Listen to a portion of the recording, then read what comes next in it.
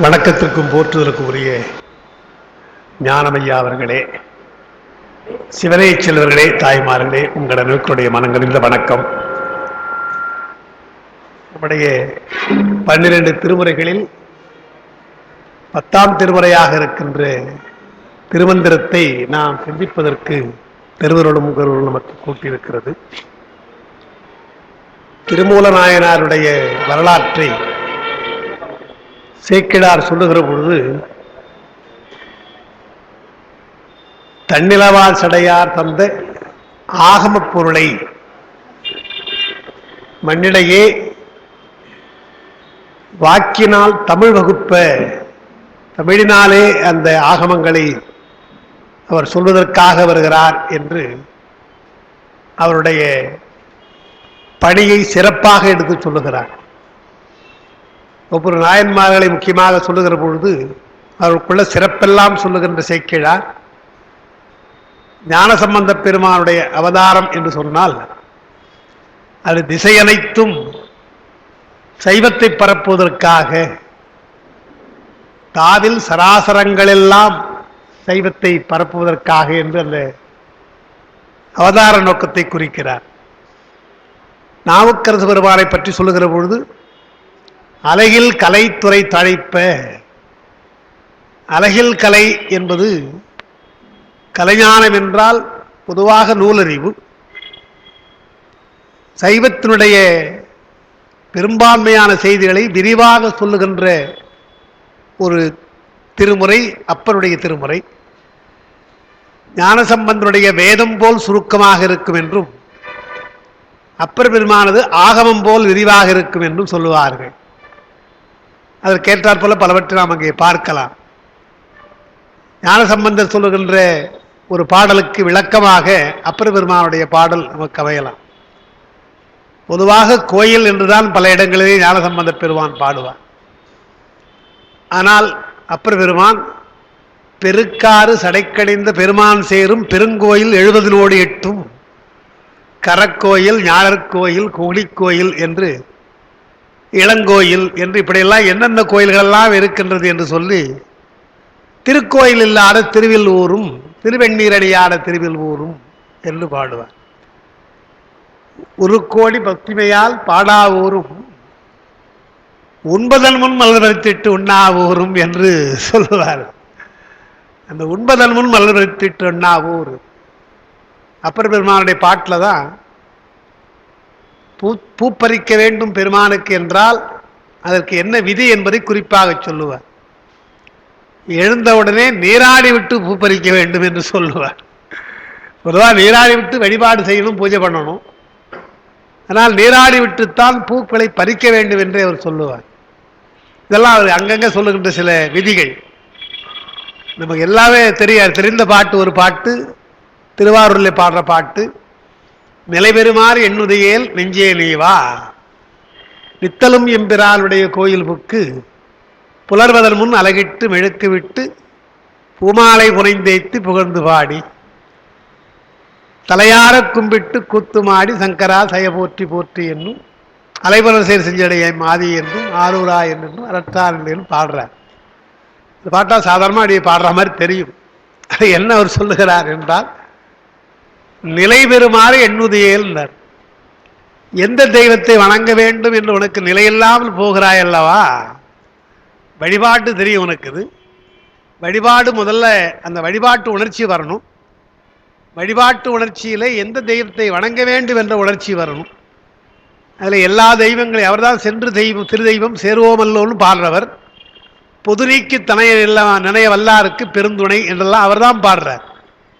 எனவே நிலை பெறுமாறு, உனக்கு நிலையான ஒரு உறுதி வேண்டும், உறுதியை தேடிக்கொள்ள வேண்டும் என்று சொன்னால் நிலை பெறுமாறு எண்ணுதையேல், அலையாமல் ஒரு நிலையாக ஒரு வழிபாட்டு உனக்கு தேவை என்று சொன்னால் என்று முதல்ல அதை சொல்லிட்டார். சிறு தெய்வ வணக்கெல்லாம் வேண்டான்றதை குறிப்பாக சொன்னார். நித்தலும் எம்பிரானுடைய கோயில் புக்கு 3 அடி அடைமொழி போட்டார். நித்தலும் ஒரு அர்த்தம் போட்டார், நாள்தோறும் அர்த்தம் இல்லையா, ஏதோ ஒரு நாள் என்று இல்லை, நித்தலும். அடுத்து எம்பிரான், எம்பிரானுடைய கோயில் அப்படின்னார். நம்முடைய பெருமானாக இருக்கின்ற சிவபெருமானுடைய கோயில். கோயில்னு சொல்லாம கோயில் புக்குன்னு ஒரு வார்த்தை போட்டார். கோயிலில் கோபுரத்தோடு தரிசனம் பண்ணிட்டு போயிடலாம் இல்லையா? கோயிலில் 4 தூரம் உள்ள போகணும்னு. இத்தலும் என் பிரானுடைய கோயில் புகுந்து உள்ளே இருக்கின்ற இடங்களை எல்லாம் நீ புலர்வதன் முன் அழகிட்டுனர். விடியற்காலையில் செல்ல வேண்டும். வேதங்கள் எல்லாம் விதிக்கப்படுவது சூரியன் உதிப்பதற்கு முன்னாலே சூரிய நமஸ்காரம் பண்ணும் தான் சொன்னாங்க. ஆனால் நம்முடைய ஆகம நெறியிலே சொல்லுகிற பொழுது புலர்வதன் முன் அழகிட வேண்டும். பெருமானுடைய இடங்களுக்கு ஆலயத்தை நீ தூய்மை செய்ய வேண்டும். அழகிட்டு மெழுக்குமிட்டு என்று சொல்வதாலே அந்த காலத்தே கற்கோயில் அதிகமில்லை என்று தெரிகிறது. பல இடங்களில் அவர் சொல்லுவார். மெழுக்கிட வேண்டும் என்று அவர் சொல்லுகிறார். புலர்வதன் முன் அழகிட்டு மெழுக்குமிட்டு என்பதில் தண்ணீர் ஊற்றி சுத்தப்படுத்தி என்று வைத்துக் கொள்ளலாம். புலர்வதன் முன் அழகிட்டு மெழுக்கு விட்டு பூமாலை புனைந்து நீ புனையணும்னார் இல்லையா? நீயா பறிக்கணும், நீயா புனையணும்னார். பூமாலை புனைந்து என்றால் யாரோ பறித்து யாரோ அதை சேர்த்து வைத்து கட்டி முன்னாள் கட்டி வைத்து மறுநாள் போய் வாங்கி அதெல்லாம் அப்பொழுது பூமாலை காலங்காத்தால எழுந்து அதான் பின்னால் அன்னைக்கு சொன்னாலே உண்பதன் முன் மலர் பறித்திட்டுனார் இல்லையா? அதை சேர்த்து போனீங்க இல்லையா? உண்பதன் முன் மலர் பறித்திட்டு என்றால் தேன் உண்பதற்கு முன்னாலே அந்த பூக்களை எல்லாம் பறிக்கணும். அரும்போடு போதாக இருக்கின்றோடு படிக்க வேண்டும் என்று சொல்லி பூமாலை புனைந்து ஏத்தி துதித்து புகழ்ந்து பாடி பெருமானுடைய புகழையெல்லாம் நீங்கள் பாடி தலையார கும்பிட்டு கும்பிடுகிற பொழுது நீங்கள் தலைக்கு மேலே கும்பிட வேண்டும். கைகளை வைத்து கூத்தும் ஆட வேண்டும். உங்களை மறந்த ஒரு வசம் சொல்லுவார்கள். பெருமானை கைகூப்பி வணங்குதல் என்பது தன் வசம் இழக்காமல் கும்பிடுறது. பெருமான் இருக்கிறார், அவர் செய்யணும், தன் வசம் இழக்காமலாம். அதற்கு மேற்பட்டு அடுத்தவங்களை பற்றி கவலைப்படாமல் தன்முனைப்பு நீங்கினால் அது இப்படியா தான் என்ற நினைப்போடு பெருமானை வணங்குகிறோம் என்று எண்ணி மற்றவர்களுக்காகவும் சேர்த்து வணங்குற பொழுது இப்படி கும்பிட்டு வந்துடுறோம். தன்முனைப்பு கொஞ்சம் நீங்கினால் தலையார கும்பிடுறோம். கூத்து மாடினால் தன் வசம் இழக்கிறோம். நாம் யாருன்னே தெரியாது மறந்து போகிறோம். அந்த 3 ஸ்டேஜ் சொல்கிறேன். தலையார கும்பிட்டு கூத்தும் ஆடி நம்முடைய மாணிக்க வாசகர் ஆடுகின்றலை கூத்து உடையான்களுக்கு அன்பிலை என்று பாடுறார். தலையார கும்பிட்டு கூத்துமாடி சங்கரா ஜெய ஜெய போற்றி, சங்கரா ஜெய ஜெய போற்றி என்றும் அலை புனல் சேர் செஞ்சடை ஆதி அவனுடைய அடையாளங்கள் எல்லாம் சொல்லணுன்ற எப்படிப்பட்ட பெருமானி என்று அவனுடைய அடையாளத்தை சொல்லி வழிபட வேண்டும்.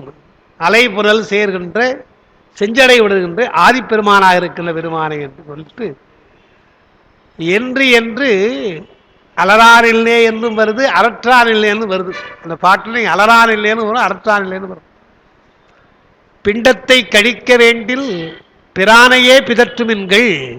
அப்பர் பெருமான் இன்னொரு இடத்துல பிண்டத்தை கழிக்க வேண்டில் பிரானையே பிதற்றுமின்கள். பிதற்றுதல் என்று சொன்னால் வாய் அது சொல்லிட்டே இருக்கும், வேறு நினைவே இல்லாமல் அதே வார்த்தையை சொல்லும். அதுதான் பிதற்றுதல். ஏன் திருப்பி திரும்ப பெதற்றாம்பா பெனாத்துறாம்பான்னு ஒரு வார்த்தை நம்ம சொல்கிறோம் இல்லையா? ஜனம் வந்தால் பெனாத்துறாங்க இல்லையா? நம்முடைய கட்டுப்பாடு இல்லாமல் பேசுவோம். அதுபோல் பிதற்றுதல், பிண்டத்தை கழிக்க வேண்டும், இந்த உடம்பை கழிக்க வேண்டும் என்றால் பிரானையே பிதற்று மீன்கள் சொல்கிறார்.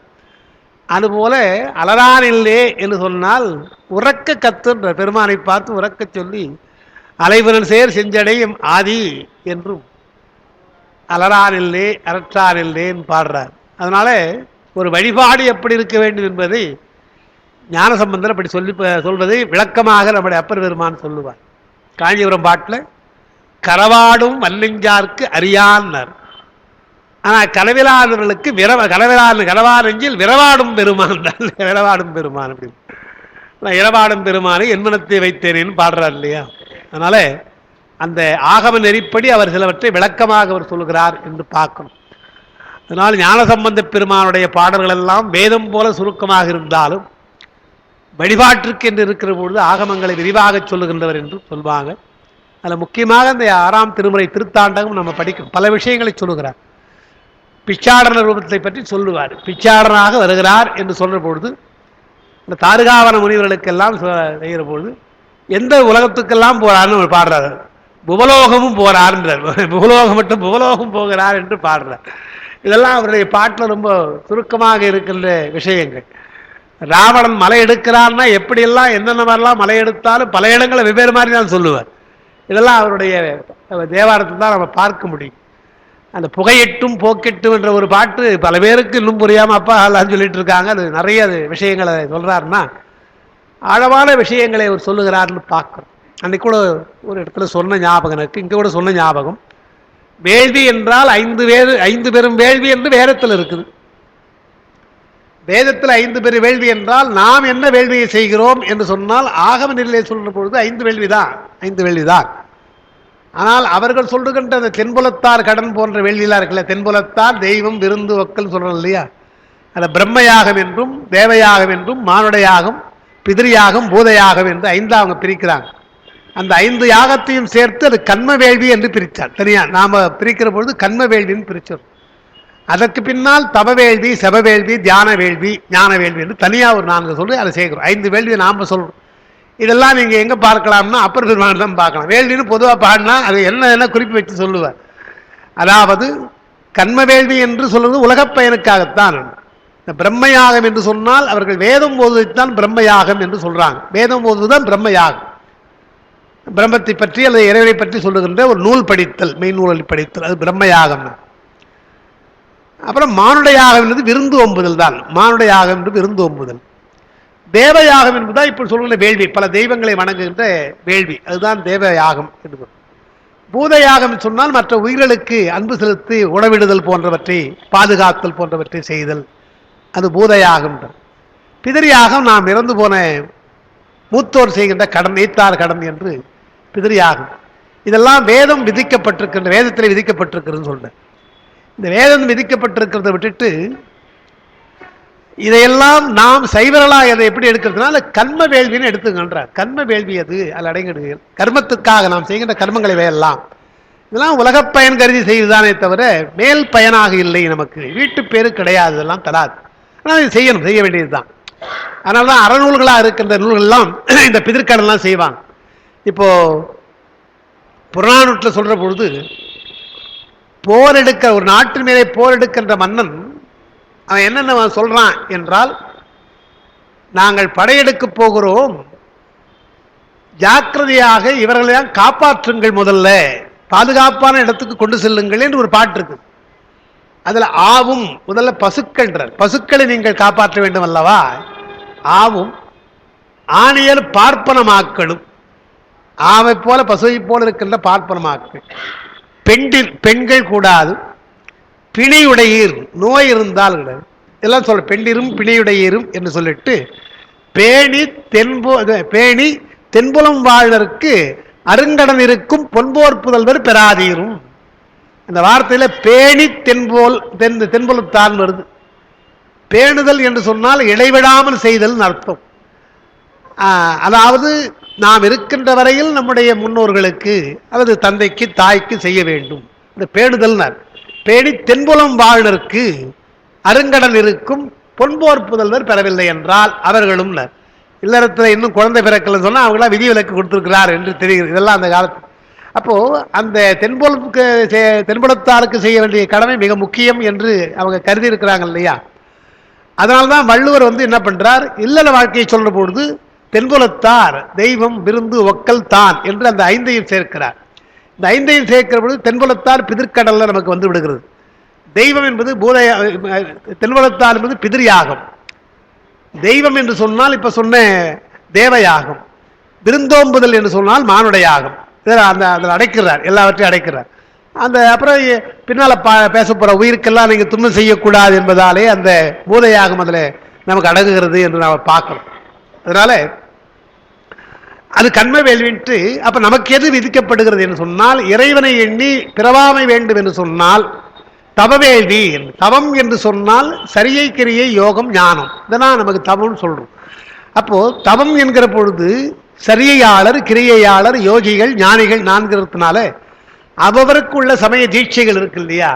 அதெல்லாம் அந்த மார்க்கத்திலே செல்ல வேண்டும் என்றால் தீட்சை வேண்டும். அப்போ சமய தீட்சை பெற்று சரியை செய்ய வேண்டும். அந்த சரியை தவம். விசேட தீட்சை பெற்று கிரியை யோகம் செய்ய வேண்டும். நிர்வாண தீட்சை பெற்று ஞானம் என்ற ஞான யோகம் என்று இந்த 4ஆக அதை பிரிக்கிறார். அப்ப தவம் என்பது தவவேள்வி என்றால் சரியை கிரியை யோகம். அதுக்கப்புறம் அங்க ஜபம் என்று வருது. ஜபம் என்றால் மந்திரத்தை சொல்றது தான் ஜபம்.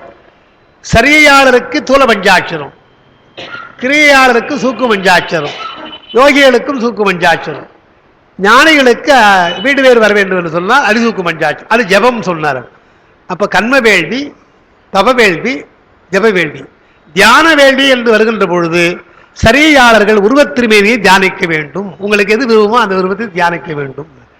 கிரியையாளர்கள் என்று சொன்னால் அவர்கள் சிவலிங்கத்தை தான் உடையார், சிவலிங்கத்தை தான் தியானிக்க வேண்டும், அருவர் திருவேரியாக தியானிக்க வேண்டும். யோகிகளாக இருந்து சொன்னால் உள்ளத்திலே அருவமாக சிந்தித்தல் என்று சொல்லி, ஞானிகள் என்றால் அறிவு திருமேனியாக சைதன்ய சுரூபமாக எங்கும் விஸ்வரூபமாக பார்த்து அறிவு திருமேனியாக, அது தியான வேள்வி என்று சொல்லி, கடைசியாக ஞான வேள்வி என்பதுதான். அதோடு அது முடியாது. நமக்கு ஞான நூல்தனை ஓதுதல், ஓதுவித்தல், கேட்டல், சிந்தித்தல், இதெல்லாம் இருக்கு இல்லையா? இதெல்லாம் இது ஒரு 5 வேள்வியா இருக்கு நமக்கு இல்லையா? அதாவது கேட்டல், ஞான நூலை ஓதல், ஓதுவித்தல், கேட்பித்தல், கேட்டல், சிந்தித்தல் என்று 5ஆ சொல்லி ஞான யாகமா இருக்கு. அதில் 5 வேள்வி என்று சொன்னார். அப்போ சைவர்களுக்கு என்ன அழகா அவர் விதித்திருக்காருன்னு பார்த்தீங்கன்னா, வேத நெறியாக இருக்கிற 5 வேள்வி, ஆகம நெறியில இருக்கின்ற 5 வேள்வி, அதிலையும் ஞான வேள்வியா இருப்பதில் 5ஆக அதை பிரித்து கேட்டல், சிந்தித்தல் என்று ஒன்றொன்றாக ஞானத்தில் சரியை, ஞானத்தில் கிரியை, ஞானத்தில் யோகம், ஞானத்தில் ஞானம் என்று போகின்ற அந்த சத்தினிபாத நிலையே கடைசியாக செல்லுதல் என்று இந்த விரிவெல்லாம் நீங்க பார்க்க வேண்டும் என்று சொன்னால் 6ஆம் திருமுறைக்கு தான் போகணும். அங்கே போலாதான் அந்த விளக்கங்கள்லாம் நம்ம பார்க்க முடியும். அதனால திருமுறைகள் எல்லாம் நமக்கு பல செய்திகளை குறிப்பாகவும் விரிவாக நமக்கு சொல்லியிருக்கிறார்கள். அந்த வகையில் தான் இப்பொழுது நாம் திருமந்திரத்தை நாம் பார்த்து வருகிறோம். அதில் நேற்று பார்த்து 13 பார்த்து 14, 15 பார்த்துட்டோம் இல்லையா? 15 பார்த்து 17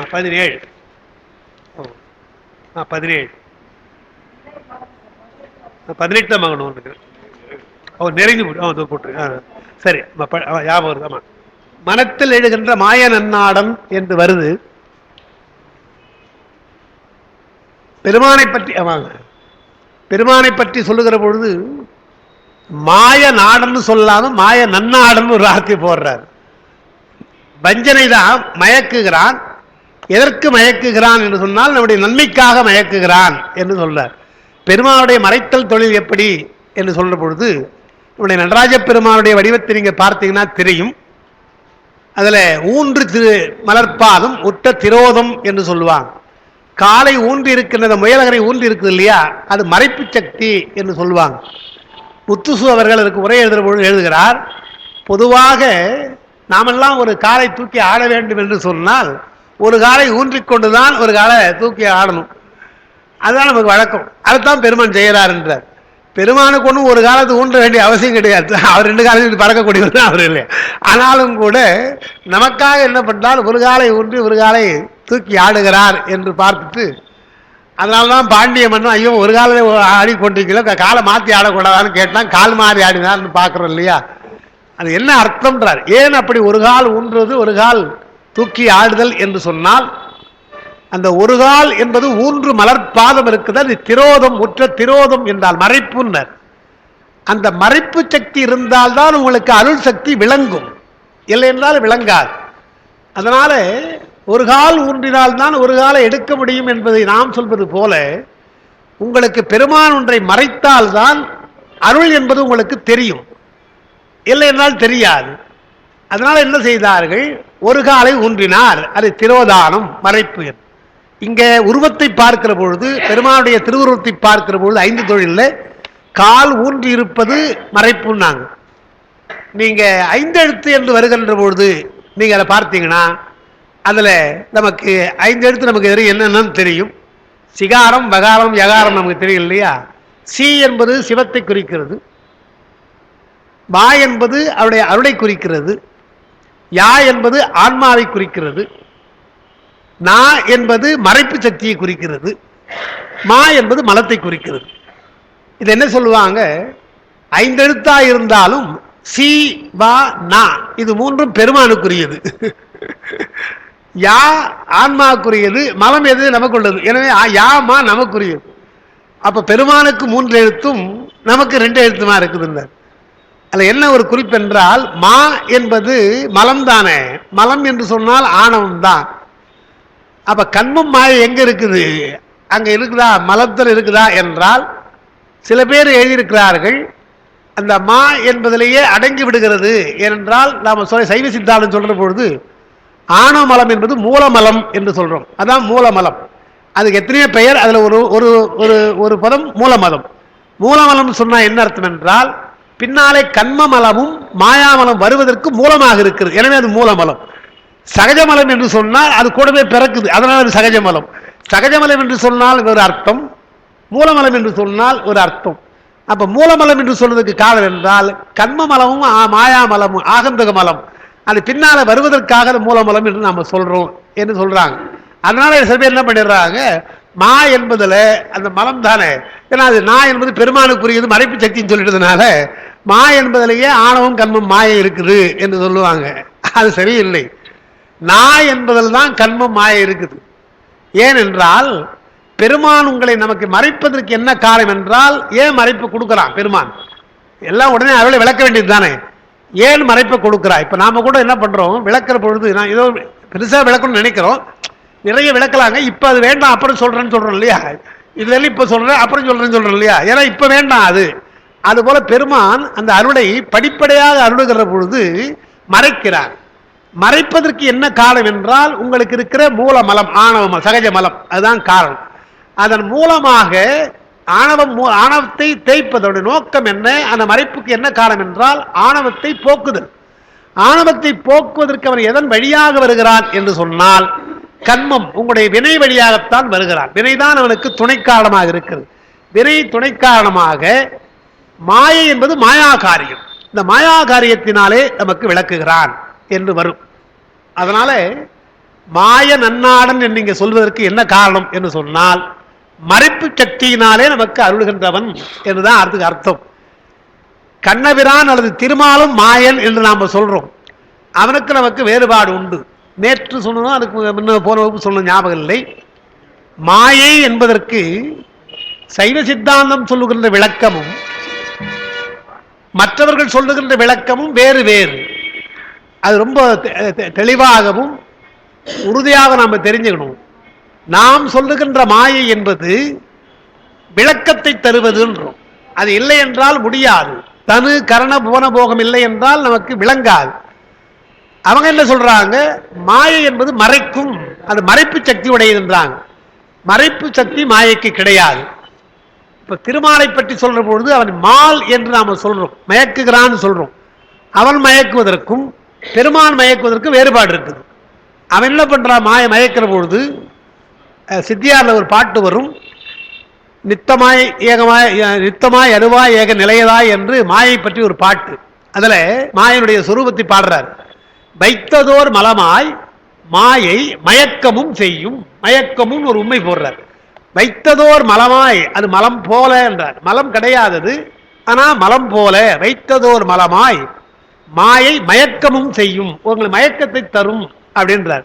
அது என்ன, ஏன் அதை மாயை மலம் சொல்றோம் என்றால், மலம் என்றால் மறைப்பது தானே. மலம் என்பது அறியாமை மறைப்பது. ஆனால் நீங்க மாயா தனு விளக்கா என்று விளக்காக விளக்குதுன்னு சொல்றீங்களே, ரெண்டும் முரண்பாடு இல்லையா என்று கேட்டால், அதுக்கு நாம் சொல்லுகின்ற விளக்கம் என்ன என்றால், உலகப் பொருள்களை மாயை விளக்கும். அல்லது சந்தேகம் கிடையாது.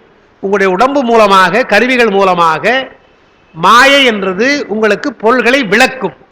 ஆனா அதே மாயிலை, அதே தனு, அதே உடம்பு, அதே கருவி மூலமாக நீங்கள் பெருமானை எண்ணினால் மறைக்கும். பெருமானை எண்ணினால் மறைக்கும், அப்ப அது மலம்.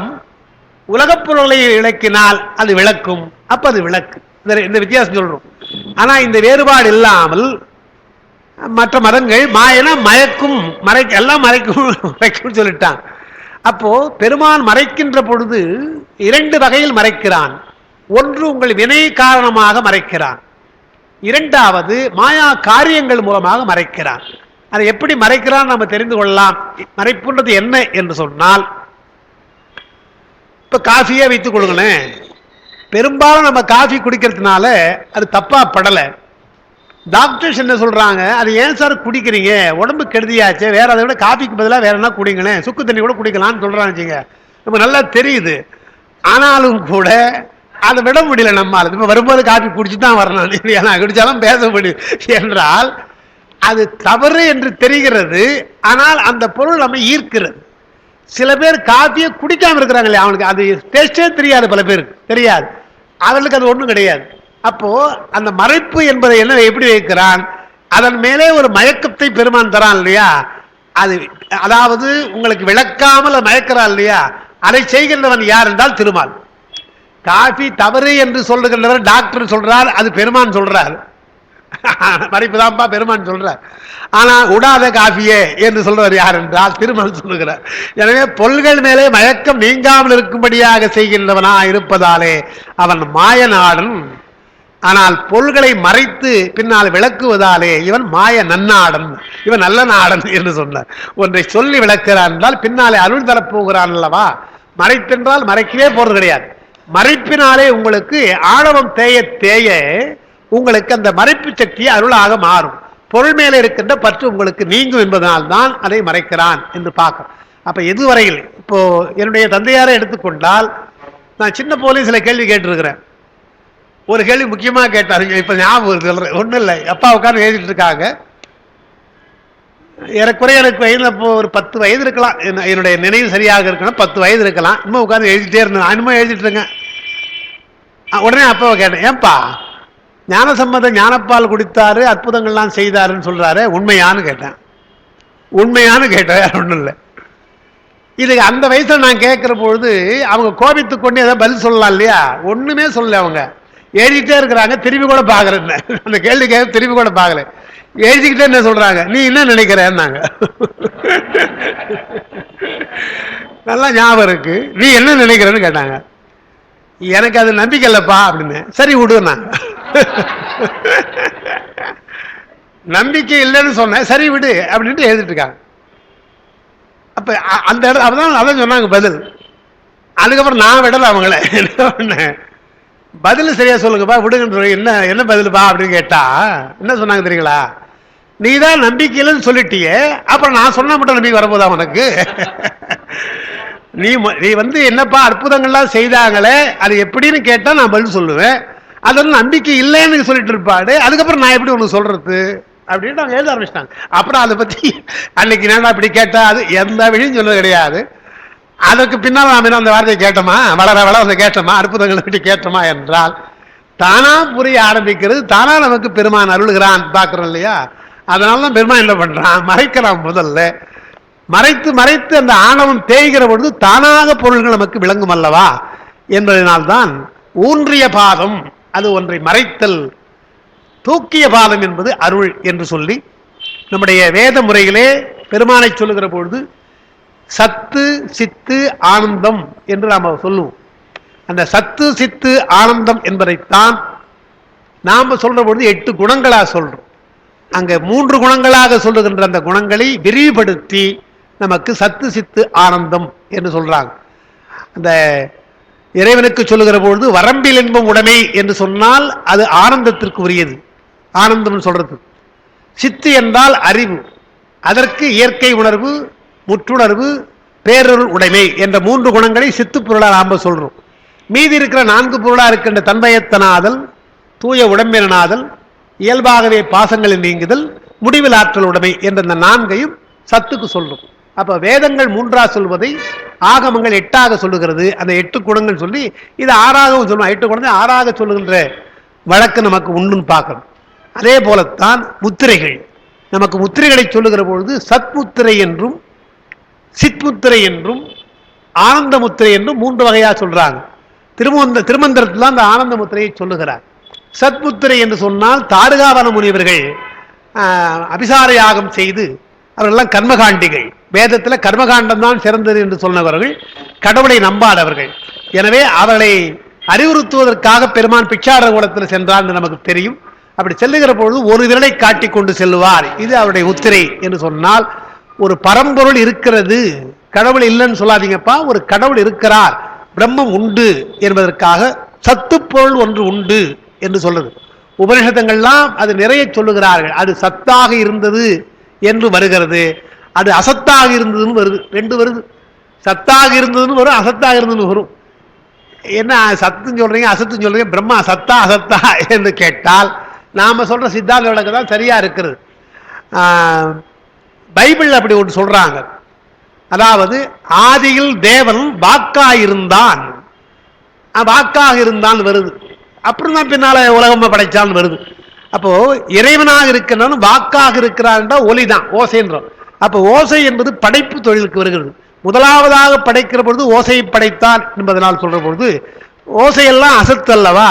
எனவே சத்தாக இருக்கிற பெருமான் அசத்தாக இருக்கின்ற ஒன்றை படைக்கிறான் என்றுதான் விளக்கம் கொடுக்குமே தவிர சத்தாக இருக்கிறான் அசத்தாக இருக்கிறான் நம்ம விளக்கம் கொடுக்க கூடாது உபநிடத்தில்.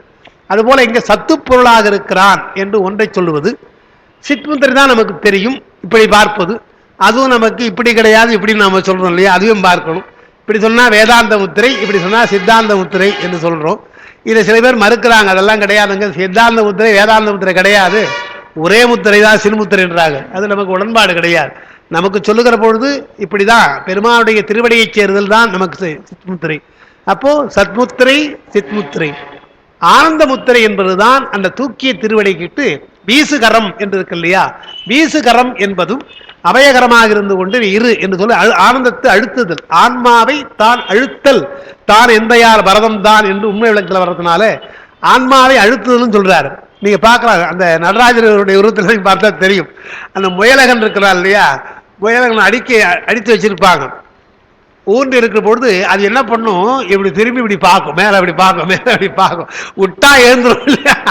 அவளை பெருமான் அவளை நன்றா அழுத்துறான். அப்படியும் கூட நிமிர்ந்து வந்துடணும்னு பார்க்குதுன்னு சொன்னா அவளை சீக்கிரம் ஆணவம் போகாது. நாம என்ன சொல்றோம், சித்தாந்த வரைப்படி ஆணவத்துடைய சக்தி மடங்கி இருத்தல், ஆணவம் அழியாது, அது இருந்து கொண்டிருக்கிறது, அதோட சக்தி கிடையாது அதற்கு என்பதுதான் அந்த மாதிரி உருவத்தை நாம் அப்படி வைத்திருக்கிறோம்.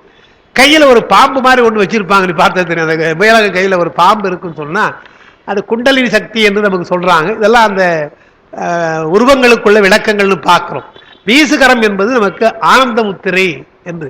ஆனால் இப்படி முத்திரைகள் எல்லாம் காட்டி சொற்களை சொல்லி, அப்போ உருவத்தை பார்க்கிற பொழுது உற்ற திரோதானம் என்று அதை நாம சொல்றது, அந்த ஊன்றி இருப்பதை அஞ்செழுத்து என்று சொல்கிற பொழுது நாய் என்பதிலே கண்மமும் வினையும் அடங்குகிறது, கண்மமும் மாயையும் அடங்குகிறது என்று பார்க்கிறோம். அதனால் 5 எழுத்துக்கும் முப்பொருள்களை அதை அடக்குகிறோம் என்று பார்க்கிறோம்.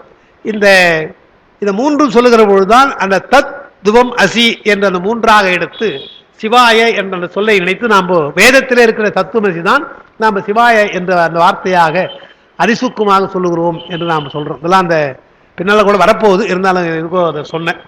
நான் நல்ல நாடன் என்பதற்காக சொன்னேன். பெருமான் மறைக்கிறான் என்று சொன்னாலும் கூட அப்புறம் பாடுறா இல்லையா, சொல்லுவார், உன்னை நாட வேண்டும் என்று நான் என்ற, நீ விரும்பினால்தான் உன்னை நாட முடியும், நீ என்னை தடுக்காம இருந்தா நான் உன்னை நாடுவேன், நீ என்ன பண்ற பேர்த்து இன்னொன்று நாடு வித்திருந்த இல்லையா, உன்னை நாட போனா என்னை பார்க்க வேற ஒருத்தை பாரு என்று சொல்லி நீ தான் திருப்பி விடுற என்ன என்று, அதை நீ தானே எல்லாம், என்னை நினைப்பு நீ அல்லவா, உன்னை நினைக்க நான் எண்ணுகிற பொழுது சரிப்பா நினைவு சொல்ல வேண்டியிருந்தானே, உன்னுடைய நினைப்பை தராமல் எங்கேயோ ஒரு வேற நினைப்பை தருகிறாயே என்று வேறொன்றை நாடு வித்தி, பேர்த்து ஒன்று நாடு வித்தி என்று பாடுறது இல்லையா.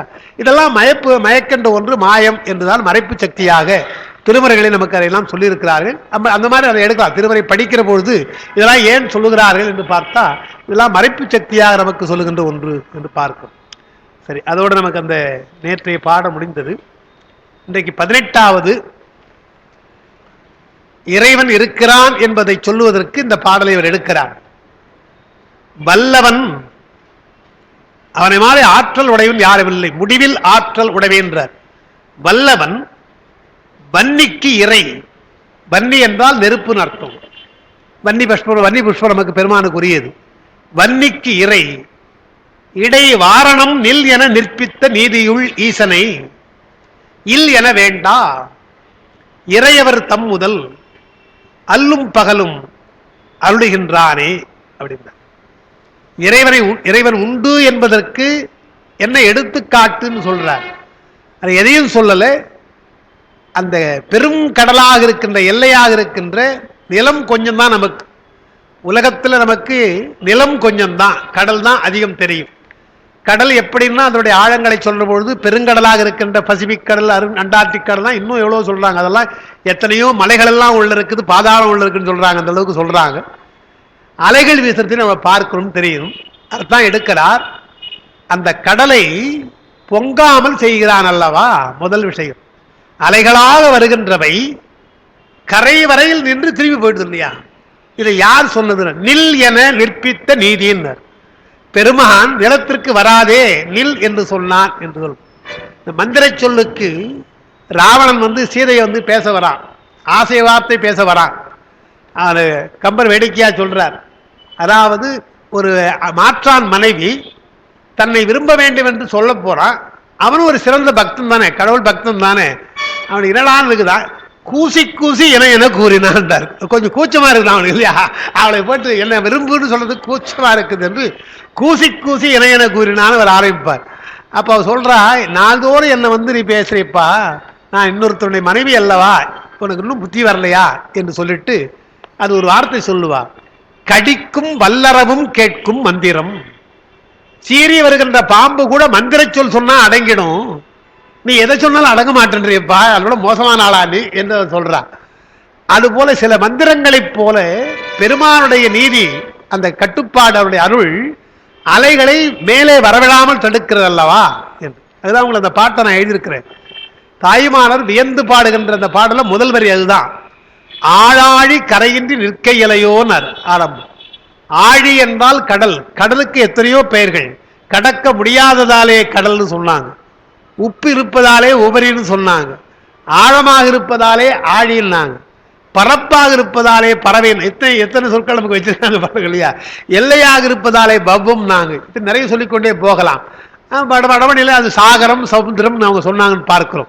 இந்த ஆழியினர், ஆழியினர், ஆழினாலே கடல் தான். அந்த ஆழம் அளக்க முடியாதுன்னர், அளக்க முடியாத ஆழம் அல்லவா என்று சொல்லி ஆழி கரையின்றி நிற்கையிலையோ அப்படின்றார். இன்னைக்கு சயின்ஸை வைத்து பார்க்கிற பொழுது பெருமானுடைய ஆற்றல் எப்படி என்று நாம் தெரிந்து கொள்ளலாம். சொல்லியிருக்கேன். இந்த ஆழத்திற்கு போய் ஆராய்ச்சி பண்றாங்க இல்லையா, கடல் ஆராய்ச்சி பண்றவங்க ஆழத்திற்கு போறப்போ ஒரு குறிப்பிட்ட ஆழத்திற்கு மேல் போனால் அவர்களுக்கு அந்த பலு அழுத்துமா, தாங்க முடியாது, அழுத்துமா முடியாது. அதற்காக ஏதோ சில சிறப்பாக ஏதோ சில கருவிகளை வைத்துக் கொண்டு அந்த அழுத்தம் தாங்குவதற்காக வைத்துக் கொண்டு போறாங்க. எப்படி பிராணவாயு இல்லை என்றால் பிராணவாயு வைத்துக்கிட்டு போறோமோ அந்த மாதிரி போறாங்களாம். அப்படி போறவங்களுக்கு என்ன ஆச்சரியமா இருக்குன்னு சொன்னா, அவங்க எதுல சின்ன சின்ன மீன்கள்லாம் போய் வருதாங்க. அவன் இவ்வளவு தூரம் கட்டுப்படுத்தி அங்க போய் நிற்கிறான். அது சின்ன சின்ன மீன்லாம் போய் பார்க்கலாம். எப்படி இதெல்லாம் போய் வருது என்று சொன்னால் இது எப்படிங்க சொல்ல முடியும்? அந்த அழுத்தத்தை நம்மால தாங்க முடியல. உம்மாத்துள்ள மீன் தாங்கி கொண்டு நீந்ததுன்னா பெருமானுடைய படைப்புல அது நீர்ல வாழ வேண்டியதுப்பா, நீ ஏன் அங்க போற இல்லையா? நீ அங்க போனா அது வம்பு பண்ணுவேன், எனவே வேண்டான்றான். அதற்கு அங்கெங்கே வைத்திருக்கிறான் என்றால், நில் என நிற்பித்த நீதி என்றால் தன்னுடைய ஆற்றல் சக்தி. நில் என்று சொன்ன இடம் அதெல்லாம் ஒரு இடமா ரெண்டு இடமா? தண்ணீர் என்றால் என்றைக்கும் குளிரும், நெருப்பு என்றால் என்றைக்கும் சுடும். ஒவ்வொன்று பூதங்களை வைத்து மாறுபாடு இல்லை, எல்லாவற்றுக்கும் ஒரே மாதிரி குணங்களை வைத்து மாற்றி இருக்கிறான்னு சொன்னா அவன் எப்படிப்பட்டவர்களுக்கு நாம் எதை பார்க்கணுமா? கடலை பார்க்க வேண்டும் என்று சொன்னா. எதையோ பார்த்தா நமக்கு ஆச்சரியம் தான். அடிக்கடி பார்க்கிறது கடல் அல்லவா, எனவே அதை சொல்லுகிறார்னு பார்க்கிறோம். மறைவில் அடிகள் எழுதுகிறார், கடல் என்ற தலைப்பில் அவர் எழுதுகிறார். என்ன எழுதுகிறார்? நம்பிக்கை, கடவுள் நம்பிக்கை இல்லாதவங்க என்ன பண்ணணும்?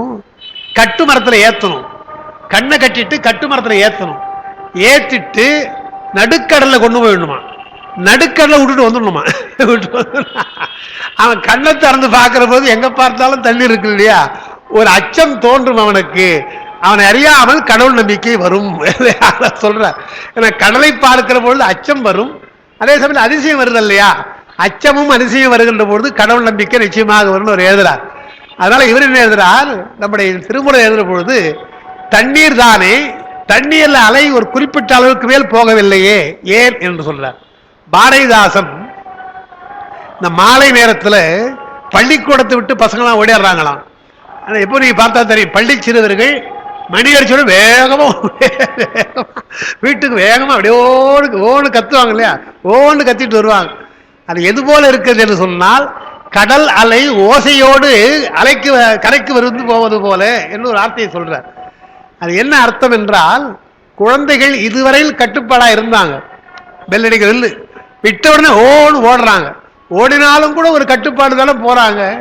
அதுபோல் அலைகள் ஒரு கட்டுப்பாடோடு கத்தி அப்புறம் திரும்பி போகுது என்று கடல் அலையை சொல்லி அந்த தம்பி அதை பாருப்பா என்று சொல்லி, உனக்கு அந்த மாதிரி கட்டுப்பாடு வேண்டும் என்று அந்த நயமா அந்த குழந்தைகளுக்கு அவர் பாடுறார். இவர் வியக்கிறார், எப்படி வந்து போகின்ற அலை எத்தனை வந்து போயிட்டு இருக்கு, இரவும் பகலமாக வந்து போகுது இல்லையா அது என்று சொல்றார். நமக்கு ஔவையார் பாடுறார் நிலைமை எனக்கு. அதாவது கடுமையான வார்த்தைகளை சொன்னால் நமக்கு கஷ்டம் வருது, குளிர்ந்த வார்த்தைகளை சொன்னால் மகிழ்ச்சியா இருக்குது. எது போல என்று சொன்னால், எல்லாவற்றுக்கும் ஆற்றல் உடைய சூரியன் தான் முக்கியம் கோள்கள்ல. ஏன்னா அவன் தான் நடுவானவர். எதுக்கா இருந்தாலும் சூரியன் தான் முக்கியம். ஆனால் சூரியன் தோன்றினால் கடல் பொங்காது, ஆனால் பௌர்ணமியில கடல் பொங்குகிறது அப்படின்னு அந்த அப்படி வச்சிருக்கிறார். குளிர்ந்த வார்த்தைகளை சொன்னால் மனம் மகிழ்ச்சி அடைவதற்கு அந்த தன்னன் வரவால் அதிரும் கடல் என்று சொல்றார். சூரியன் இருக்கிற பொழுது பொங்க மாட்டேந்து, இப்ப நிலவு இருந்தால் அது பொங்குதல்லவா என்று சொல்றார். இது மாதிரிலாம் அந்த எண்ணங்களை வைத்திருக்கிறார் என்று பார்க்கிறோம். நான் வேடிக்கையா சொல்றது, தண்ணீர்ல கடல் தண்ணீர்ல உப்பு வைத்திருக்கிறான். எங்க உப்பு இருக்குதுன்னு சொன்னா, நீங்க வேதாரண்யம் போனாலும் உப்பு இருக்கும், மெட்ராஸ் சொன்னாலும் உப்பு இருக்கும், எங்க போனாலும் உப்பு இருக்கும். முத்து எங்க இருக்கும் என்று சொன்னால் அவ்வளவு சீக்கிரம் கிடைக்காது. அது ஆழமாக இருக்கிற இடத்த வச்சிருக்கிறான். என்ன சொல்றான் பெருமான், உன்னுடைய வாழ்க்கைக்கு உப்பு போதும் பான்னா. இன்னும் கூட மருத்துவத்தில் உப்பு தப்புன்றாங்க இல்லையா, உப்பு அதிகம் சாப்பிடக்கூடாதுன்னு சொல்றாங்க. இருந்தாலும் வாழ்க்கைக்கு தேவையானது உப்பு அல்லவா, எல்லாருக்கும் தேவை. உப்பில்லாத பண்டம் குப்பையிலேன்னு சொன்னாங்க, உப்பிட்டவரை உள்ளளவு நீர்லாம் சொன்னதுனால எல்லா இடங்களும் உப்பு வைத்தான். ஆனால் அலங்காரத்திற்காக முத்து என்று சொன்னால் அது ஆழத்தில் வச்சிருக்கா. நீ போய் ரொம்ப கஷ்டப்பட்டு தான் கொண்டாடணும் இல்லையா, அவளை சீக்கிரம் கொண்டாட முடியாது. அலங்காரம் செய்வதற்கு தேவையில்லாத ஒரு பொருளை ஆழமாக வைத்து அவசியமான பொருளாக இருப்பதை எல்லா இடத்தையும் வைத்திருக்கிறான்னு சொன்னா, இதிலேயே நமக்கு அவனுடைய கருணை தெரிகிறது அல்லவா என்று பார்க்கிறோம். ஒருவேளை முத்துக்களாகவே இறையும்படியாக வச்சுட்டு உப்பை கொஞ்சம் வச்சிருந்தான்னு வச்சுங்க, இன்னைக்கு இருக்கிற 100 ரூபாய் 1000 ரூபாய் கணக்கு, 1000 ரூபாய் 500 ரூபாய் கணக்கு தான் போயிடும் இல்லையா அடிப்படையா. அப்போ அவருடைய கருணை எவ்வளவு பெரிய கருணை என்றதுக்காக சொல்றார். அதனால இங்க சொல்றார் வல்லவன்.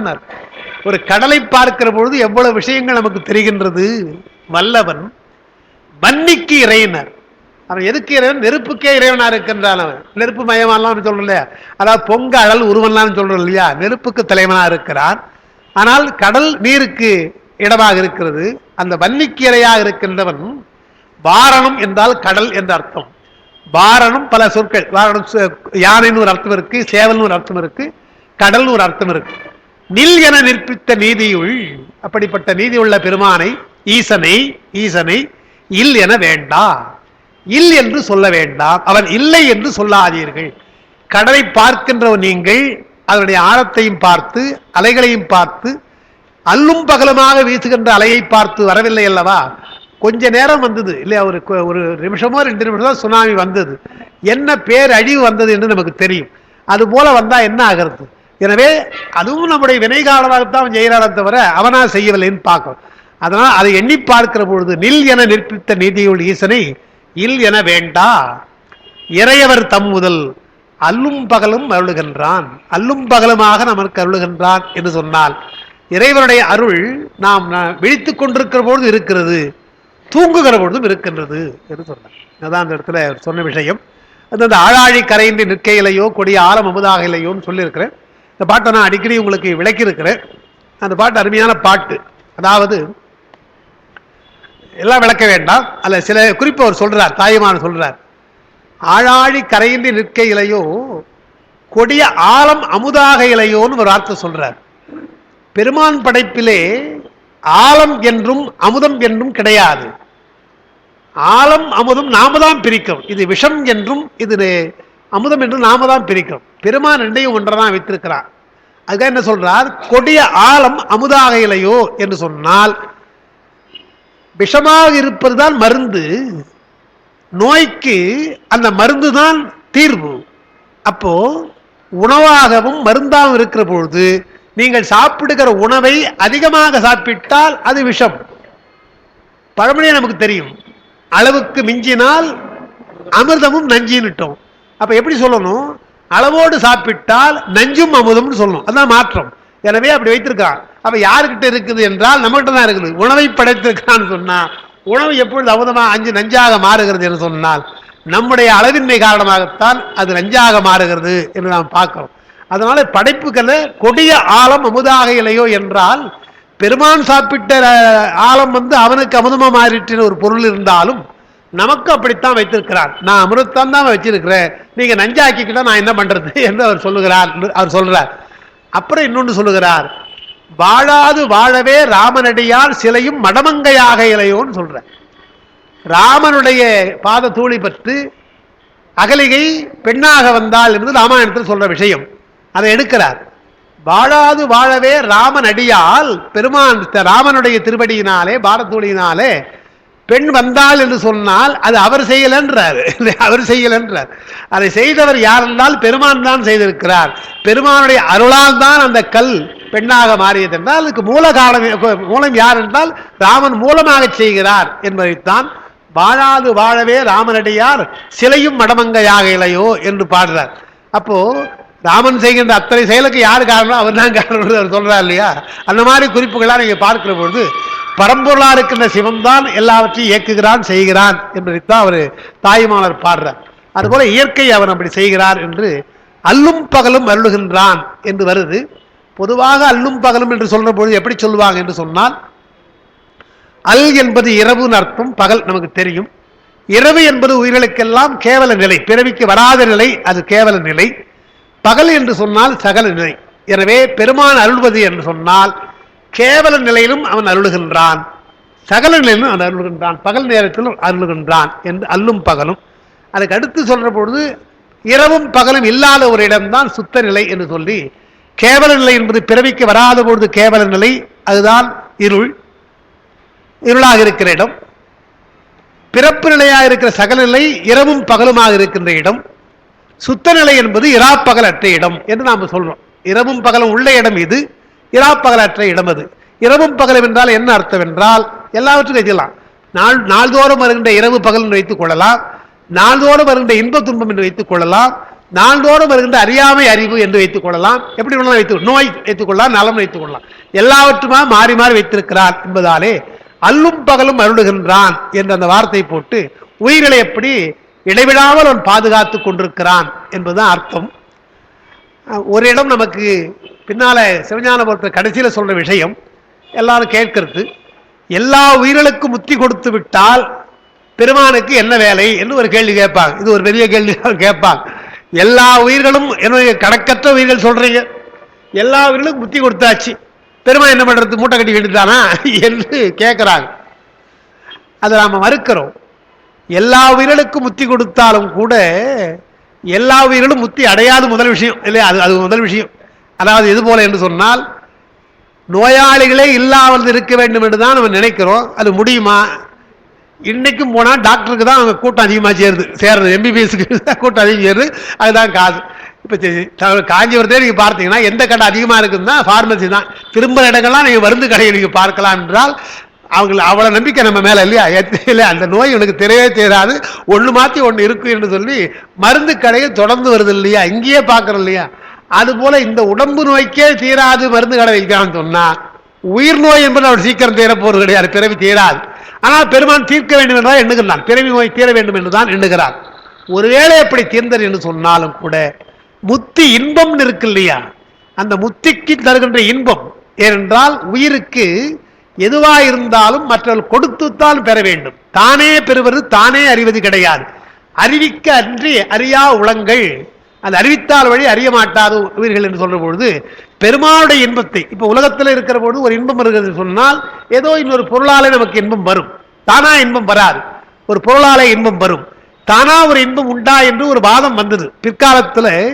நம்முடைய சீர்காழி பக்கத்தில் இருக்கின்ற அந்த மடம், காளியார் மடத்தில் ஆன்மானந்த வாதம், ஆன்மாவிற்கே ஒரு ஆனந்தம் உண்டு, இறைவனை அடைந்து விட்டால் இறைவன் இன்பம் தர வேண்டிய அவசியம் கிடையாது, அவனுக்கே இன்பம் உண்டு என்று ஆன்மானந்தவாதம் என்று சொன்ன ஒரு வாதம் இடையில வந்தது. அதை மறுப்பதற்காகத்தான் நம்முடைய குருஞான சம்பந்தர், தர்மயாதித்த குருஞான சம்பந்தர் முத்தி நிச்சயம் என்று ஒரு நூல் எழுதினார். அப்ப நீ சொல்ற மாதிரி ஆன்மானந்தம் கிடையாது என்று ஆன்மானந்த வாதத்தை மறுத்து எழுந்த நூல் தான் அந்த முத்தி நிச்சயம். எனவே இறைவன் முத்தி காலத்திலே கூட அவன் இன்பம் தந்தால்தான் நாம் இன்பத்தை அனுபவிக்க முடியும். அப்போ எல்லா உயிர்களும் முத்தி அடைஞ்சா போதுமா என்றால் இறைவன் அப்போ இருக்கணும், அவருடைய அனுபவம் இருந்தால்தான் நமக்கு அந்த இன்பம் வரும். எனவே காத்தல் தொழில் என்றால் இங்கே காத்தல் தொழில் என்பது மறைத்து காத்தல், அறக்கருணை மரக்கருணை செய்து காத்தல். அங்கே காத்தல் என்று சொன்னால் இன்பத்தை கொடுத்து காத்தல் என்று வைத்துக் கொள்ளும் பொழுது என்றைக்குமே அவனுடைய தேவை நமக்கு தேவை என்றுதான் சொல்றார். அதனால அல்லும் பகலும் அருளுகின்றான் என்பது அவன் இல்லாமல் முடியாதுன்னு சொல்றார். சரி, அடுத்த பாடல். போற்றி செய்தும் புகழ்ந்தும் புரிதன் அடி தேற்றுமின் என்றும் சிவனடிக்கே செல்ல மாற்றியது என்று மயல் உற்ற சிந்தையை மாற்றி நின்றார் வழி மன்னி நின்றானே என்று. மாற்றியது என்று மயல் உற்ற சிந்தையை மாற்றி நின்றார் வழி மன்னி நின்றானே என்றார்.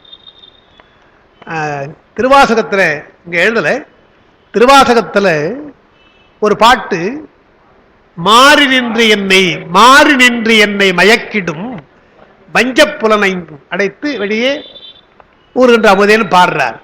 அப்ப மாறி நின்று என்னை மயக்கிடும் வஞ்சப்புலன் 5 வழி அடைத்து அமுதே ஊரு நின்று என்று அவர் பாடுறாருன்னா அதுக்கு என்ன அர்த்தம் என்றால், அந்த மாறி நின்று என்பதற்கு வெவ்வேறு அர்த்தம் சொல்றாங்க. மாறி நின்று என்று சொன்னால் அந்த கண் இருக்கு இல்லையா, கண் எதை பார்க்க வேண்டுமோ அதை பார்க்காமல் வேறொன்றை பார்க்கிறது. காது எதை கேட்க வேண்டுமோ அதை கேட்காமல் போகுது. பெருமான் எதற்காக வைத்தார்னா வாழ்த்த வாயும் நினைக்க மாட்டதுன்னு நமக்கு தெரியும், அதுதான் பெருமான் வைத்திருக்கிறான். அதை தவிர மற்றெல்லாம் நாம செய்யணும் இல்லையா. எனவே அது என்ன பண்ணுகிறது என்றால் மாறி நின்று, அது நாம எதற்காக கொடுத்தானோ பெருமான் அந்த நோக்கத்திலிருந்து மாறி நின்று மயக்குகிறது என்று. பொருளை மயக்கத்தில் கொண்டு போவதை தவிர விளக்கத்திற்கு கொண்டு போகவில்லையே. பார்த்த உடனே இது வேண்டாம்னு யாரும் சொல்றது கிடையாது. வேண்டும் பின்னால உதவும் எப்படிதான் எடுத்து வச்சுக்கிறோமே தவிர இல்லையா, வேண்டாம்னு ஒதுக்குறது கிடையாது என்று பார்க்கிறோம். எனவே மாறி நின்று என்னை மயக்கிடும் மஞ்சப்புலன் என்று சொன்னார்னு இன்னொரு கருத்து சொல்லுகிறார்கள். மாறி நின்று என்று சொன்னால் அது இந்த காவல்துறையில் நீங்க போனீங்கன்னா யாராவது ஒரு கடுமையான தண்டனை கொடுக்கிறவன் பிடிச்சிட்டு வந்துட்டாங்கன்னா என்ன பண்ணுவாங்க, போட்டு அடிப்பாங்க. முதல்ல அடிப்பாங்க, 2 போலீஸ் அடிப்பான். அடி அடிச்சப்பா கை ரொம்ப வலிக்குதுப்பா அப்படின்வான். நீரு நான் அடிக்கிறேன், அவன் 2 பேரும் அடிப்பான். ரொம்ப கொஞ்சம் கொஞ்சம் டீ கொடுறான்னு டீ கொடுப்பாங்க. அடிச்சவனுக்கு டீ கொடுத்து வச்சு கொஞ்சம் தெளிவு வந்து மறுபடியும் போட்டு அடிப்பாங்க இல்லையா. அதுதான் அவர் சொல்றார். மாறி நின்று என்றால் 5 புலன்களா முதல்ல கண் என்ன பண்ணுதான், கொஞ்சம் நான் போய் மயக்கிறேன் அப்படின்னு முதல்ல கண் மயக்குதான். கண் மயக்கிடுச்சான். கண்ணு மயக்கிட்டா எனக்கு ரொம்ப சோர்ந்து போட்டோமான்னு கண்ணு திரும்புதான். இரு நான் போறேன்னு காது வருதான். இப்படி மாறி மாதிரி மெய்வாய் கண்மூக்கு செவி என்ற மாறி மாறி என்னை சொன்னால் ஏதாவது ஒண்ணு விளக்குதா என்றால் இல்லை, எல்லாம் வஞ்சனை செய்யுது. மாறி நின்று என்னை மயக்குது. ஏதாவது ஒண்ணு விளக்கலாம் இல்லையா. அதான் சில பேர் சொல்லுவாங்க ரொம்ப அடிக்கிறவா விட்டுருப்பாங்க இல்லையா, அந்த மாதிரி இல்லாம ஏதாவது ஒண்ணு சொல்லுதா என்றால் எந்த புலனும் எனக்கு அப்படி சொல்லல, எல்லாம் மயக்குவதற்காக இருக்குதுன்றாங்க இல்லையா. அதுதான் சொல்றார். மாற்றியது என்று மயல் உர சிந்தையை. பெருமான் நம்முடைய நன்னெறிக்குத்தான் சொல்வானே தவிர மாற்று நெறிக்கு நம்மை அனுத்த மாட்டான், அது செய்ய மாட்டான். அது அடிப்படை. நாம் என்ன நினைக்கிறோம், நம்முடைய மனம் நன்னெறியிலிருந்து மாறுகிறது என்று புரியணும் நமக்கு. நீதி நூல்கள் எல்லாம் நீங்க பார்த்தீங்கன்னா இதுதான் முதல்ல சொல்றாங்க.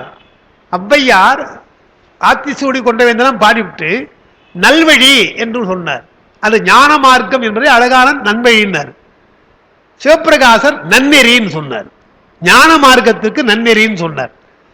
அதுக்கு அடுத்து நம்முடைய அப்பர் பெருமான் பாடுற பொழுது நமச்சிவாயவே நன்னெறி காட்டுவேன் பாடினார். நமச்சிவாய் அதுதான் நமக்கு நன்னெறி காட்டுண்டார். அப்ப நல்ல நெறியிலிருந்து நாம் நீங்க வேண்டும் என்றால் மனம்தான் அது இருக்குன்றார். ஜாக்கிரதையா இருக்கின்றார். உங்களுடைய நன்னெறியை நீ மாறுகிறது என்று சொன்னால் மயல் உற்ற நெஞ்சம், மயக்கம் தருகின்ற மனம் செய்கிறதே தவிர என்று நீங்க ஜாக்கிரதையா மனத்தை மாற்ற வேண்டும் என்று சொல்றார். மாற்றியது என்று மயலுற்ற சிந்தையை மாற்றி நின்றார். மறுபடியும் அதை மாற்ற வேண்டும் என்றால் அப்படிதான் செய்தாகணும், வேற வழி கிடையாது. அதாவது அடங்காத குழந்தையை அடக்குவது போல இல்லையா, திருப்பி திருப்பி அடக்கி வைத்து தான் அதை செய்ய வேண்டுமா. குயில் பாட்டுன்னு பாரதியார் பாடுறார். அந்த குயில் என்ன பண்ணுது, முதல்ல ஒரு மாட்டை போய் காதலிக்குது. அப்புறம் குரங்க காதலிக்குது, அப்புறம் மனுஷனை காதலிக்குது. இப்படி பாடுவார். குரங்க காதலிக்கிற போது வேடிக்கையா பாடுவார். குரங்கு கிட்ட போய் குயில் சொல்லிச்சான், உன்னை நான் காதலிக்கிறேன்னு சொல்லிச்சான். அதுக்கு ஒன்றும் தோணலை. இப்படி ஒரு ஆள் வந்து சொல்றான், குரங்கு போய் காதலிக்க முடியுமா என்று. குயில் வந்து தன்னை காதலிக்கிறேன்னு சொல்லிட்டு அது கேட்குதான், என்ன ஏன் காதலிக்கிற என்று கேட்டால், அப்படி இல்லை, உன்னுடைய நீண்ட வால் இருக்கு இல்லையா, இது யாருக்காவது இருக்குதான்னு கேட்டா, கிடையாது, அந்த வாழையே கட்டிட்டு தொங்குவியே, அது மாதிரி யாருக்கா முடியுமா என்று கேட்ட. அதுக்கப்புறம் பட்டு போல மேனின்னு இல்லையா, தொட்டு தொட்டு பார்த்தா பட்டு மயிர் போட்ட மேனி, தொட்ட திக்கு திக்குன்னு நல்லா வெத்து வெத்துன்னு இருக்கு இல்லையா என்று சொல்லுதான். அதுக்கப்புறம் சாப்பிடுறது வேகமாக சாப்பிட்டீங்க, அடக்கி வச்சுக்கிற இல்லையா, என்னென்ன பண்ணுதோ அதெல்லாம் சொன்ன உடனே அதுக்கு ஒன்றும் முடியலையா. அது என்ன படிச்சா சொல்றார், மரத்தில் ஏறுவதும் குதிப்பதும் மண்ணை பிராண்டுவதும். அது நம்மை காதலிக்கலான்னு சொன்ன உடனே இவ்வளவு குஷியா போய் அது குதிக்குது அப்படின்னு பாடுறாரு பாரதியார். அந்த குரங்கு போல மனம்னாரு, வேற ஒண்ணு நமக்கு இல்லையா. யாரோ யாரோ உன்னை விரும்புறேன்னு ஒரு வார்த்தை ஒரு பெண்ணு சொல்லிட்டுமே, இவன் பாடு எப்படி இருக்கும் என்றார். என்னுடைய ஆசிரியர் சொன்னார், அப்ப சொன்ன விஷயம் பச்சைபாசில படிக்கிற போது சொன்னார். யார்? ஏஎஸ் பிரகாசம், சினிமா டைரக்டர் தான் அவர் இருந்தார். அவர் சொன்னார், கல்லூரி மாணவர் பார்த்து சொன்னார், தம்பி ஜாக்கிரதையா இருங்க, பஸ் ஸ்டாண்டு பக்கம் போனீங்கன்னா யாரா, அந்த காலத்துல யாரும் அதிகம் சொல்ல மாட்டாங்க, இப்ப நிறைய சொல்றாங்க, கிடையாது அந்த காலத்துல. ஆனாலும் சொல்லி வச்சார், யாராவது ஒரு பெண் உன்னை காதலிக்கிறேன்னு சொன்னா என்ன நினைக்கணுமா, இப்படி நம்மிடத்திலே சொல்லுகிறாள் தைரியமா என்று சொன்னால் இவள் எத்தனை பேரிடத்தை சொல்லியிருப்பாள். அப்படி அப்படி பாருன்ற, நம்மிடத்திலே தைரியமா இப்படி ஒரு பெண் சொல்லுகிறாள் என்று சொன்னால் இது போல எத்தனை பேரிடத்தை சொல்லியிருப்பாள். அப்படி சொல்லி தோற்று போய் நம்மிடத்திலே வந்திருக்கிறாள் என்றுதான் அர்த்தம். அவெல்லாம் புத்திசாலியா இருக்கிறான்னு தெரிஞ்சுக்கப்பா என்று வேடிக்கையா சொல்லுவார். அதுபோல நம்மை மயக்குவதற்கு வேறு வேண்டியதில்லை. இதுபோல சில விஷயங்கள் சில நிகழ்ச்சிகளே நமக்கு போதுன்றார். அதான் மயலுற்ற சிந்தை மருளுற்ற சிந்தை. என்ன பண்ணணுமா அதுக்கு என்று சொன்னால் வேற வழி கிடையாதுனார். போற்றி இசைத்து புகழ்ந்து பெருமானை இசையோடு பாட வேண்டும், அவரை தவிர வேறு யாரும் இல்லை என்று போற்றி அர்ச்சனை வழிபாடு செய்ய வேண்டும், அவனுடைய புகழையே பாட வேண்டும் என்று சொல்லி திருவள்ளுவர் இந்த குறிப்பா சொல்றார். பொருள் சேர் புகழ் புரிந்தார் மாட்டு, உங்களுக்கு வினை சேராது, பொருள் சேர் புகழ் புரிந்தவர்களைத்தான் அது உண்டு என்று சொல்றார். அப்ப என்ன சொல்றார், மற்றவர்களெல்லாம் புகழ்ந்தால் அது பொருள் இல்லை. பரிமையாடுகிற உரை எழுதுகிற பொழுது பொருள் சேர் புகழ் என்பதற்கு எழுதுகின்ற பொழுது சதாசிவம் சொல்லுவார், விஷயம் சொல்லுவார், பொருள் என்று ஒன்று புகழ் என்று ஒன்று ரெண்டு இருக்குதுன்னு சொல்லுவார். பொருள் என்பது தத்துவம், புகழ் என்பது தோத்திரம். எனவே புகழ்தல் தோத்திரமாக வழிபாடு செய்தல், தத்துவமாக அவனை உணர்தல், தத்துவமாக உணர்ந்து நீங்கள் புகழ வேண்டும் என்று பொருள் சேர் புகழ் என்று சொன்னார் என்று நயம் சொல்லுவாங்க. வஜ்ஜிலவராது அப்படி சொல்லுகிறார். அது பொருள் சேர் புகழ் என்றால் பரிமையாளர்கள் வேற ஒன்று சொல்றார். என்ன சொல்றார், முன்ன சொன்ன 8 குணம் இருக்கு இல்லையா, இறைவனுக்கு 8 குணம், இறைமை குணங்கள் என்று பெயர். அதெல்லாம் இறைமை குணங்கள். அந்த நமக்கெல்லாம் கூட குணம் இருக்குது. அன்னைக்கு நான் அந்த இதெல்லாம் எழுதி போட்டு சொன்னேன், நமக்கெல்லாம் உள்ள குணங்கள் என்று சொன்னால் அதெல்லாம் வந்து சாத்விக ராஜச தாமச குணம், அது பிரகிருதி மாயை குணம், மாயா குணம் நமக்கெல்லாம். அது மாறிக்கொண்டே இருக்கும், ஒரே மாதிரி இருக்காது. அது மட்டுமல்ல, 2 குணங்கள் கொஞ்சம் அமைதியா இருக்கும், அடங்கி இருக்கும், ஒரு குணம் மேலே தோன்றும். அது இறை குணம் அப்படி இல்லை. 8 குணங்களும் ஒரே அளவாக எப்பொழுதும் ஒரே மாதிரியா இருக்கும். 8 குணங்கள் நம்ம சொல்றோம் பெருமானுக்கு. அதை சொல்றார், மக்களுக்கெல்லாம் இருப்பது 3 குணம் தான், அவருக்கு 8 குணம் முதல்லயே வேறுபாடு இருக்குது இல்லையா. நமக்கு எண்ணிக்கை பார்த்தாலே இது 3 குணம், அது 8 குணம். ஆனால் அவையெல்லாம் அருள் குணங்கள், இது மாயா குணங்கள், அதுல வேறுபாடு. அவையெல்லாம் அருட்குணங்களாக பெருமானுக்கு இருப்பது மாயா குணங்கள் என்று சொல்லிட்டு, அதனால் என்றைக்கும் மாறாத குணங்கள், இது மாறுகின்ற குணம் சொல்வார். சாத்வீக குணமா இருக்கிறானா, ராட்சச குணமா இருக்கிறானா, தாமச குணமா இருக்கிறானா சொல்ல முடியாது. நாம் எந்த குணத்தில் நாம் இருக்கிறோம்னா, வள்ளுவரே சொல்றார், குணம் என்னும் குன்றேறி நின்றார். யார்? ஞானிகளைத்தான் சொல்றார். எல்லாவற்றையும் இந்த 3 குணங்களை அடக்கி கொண்டு சாதுக்களாக இருக்கின்றவர்கள். சாதுக்கள் மிக்கீர் வந்து சார்மினேன்னு சொல்றாலே நம்ம ஞான சம்பந்தர்.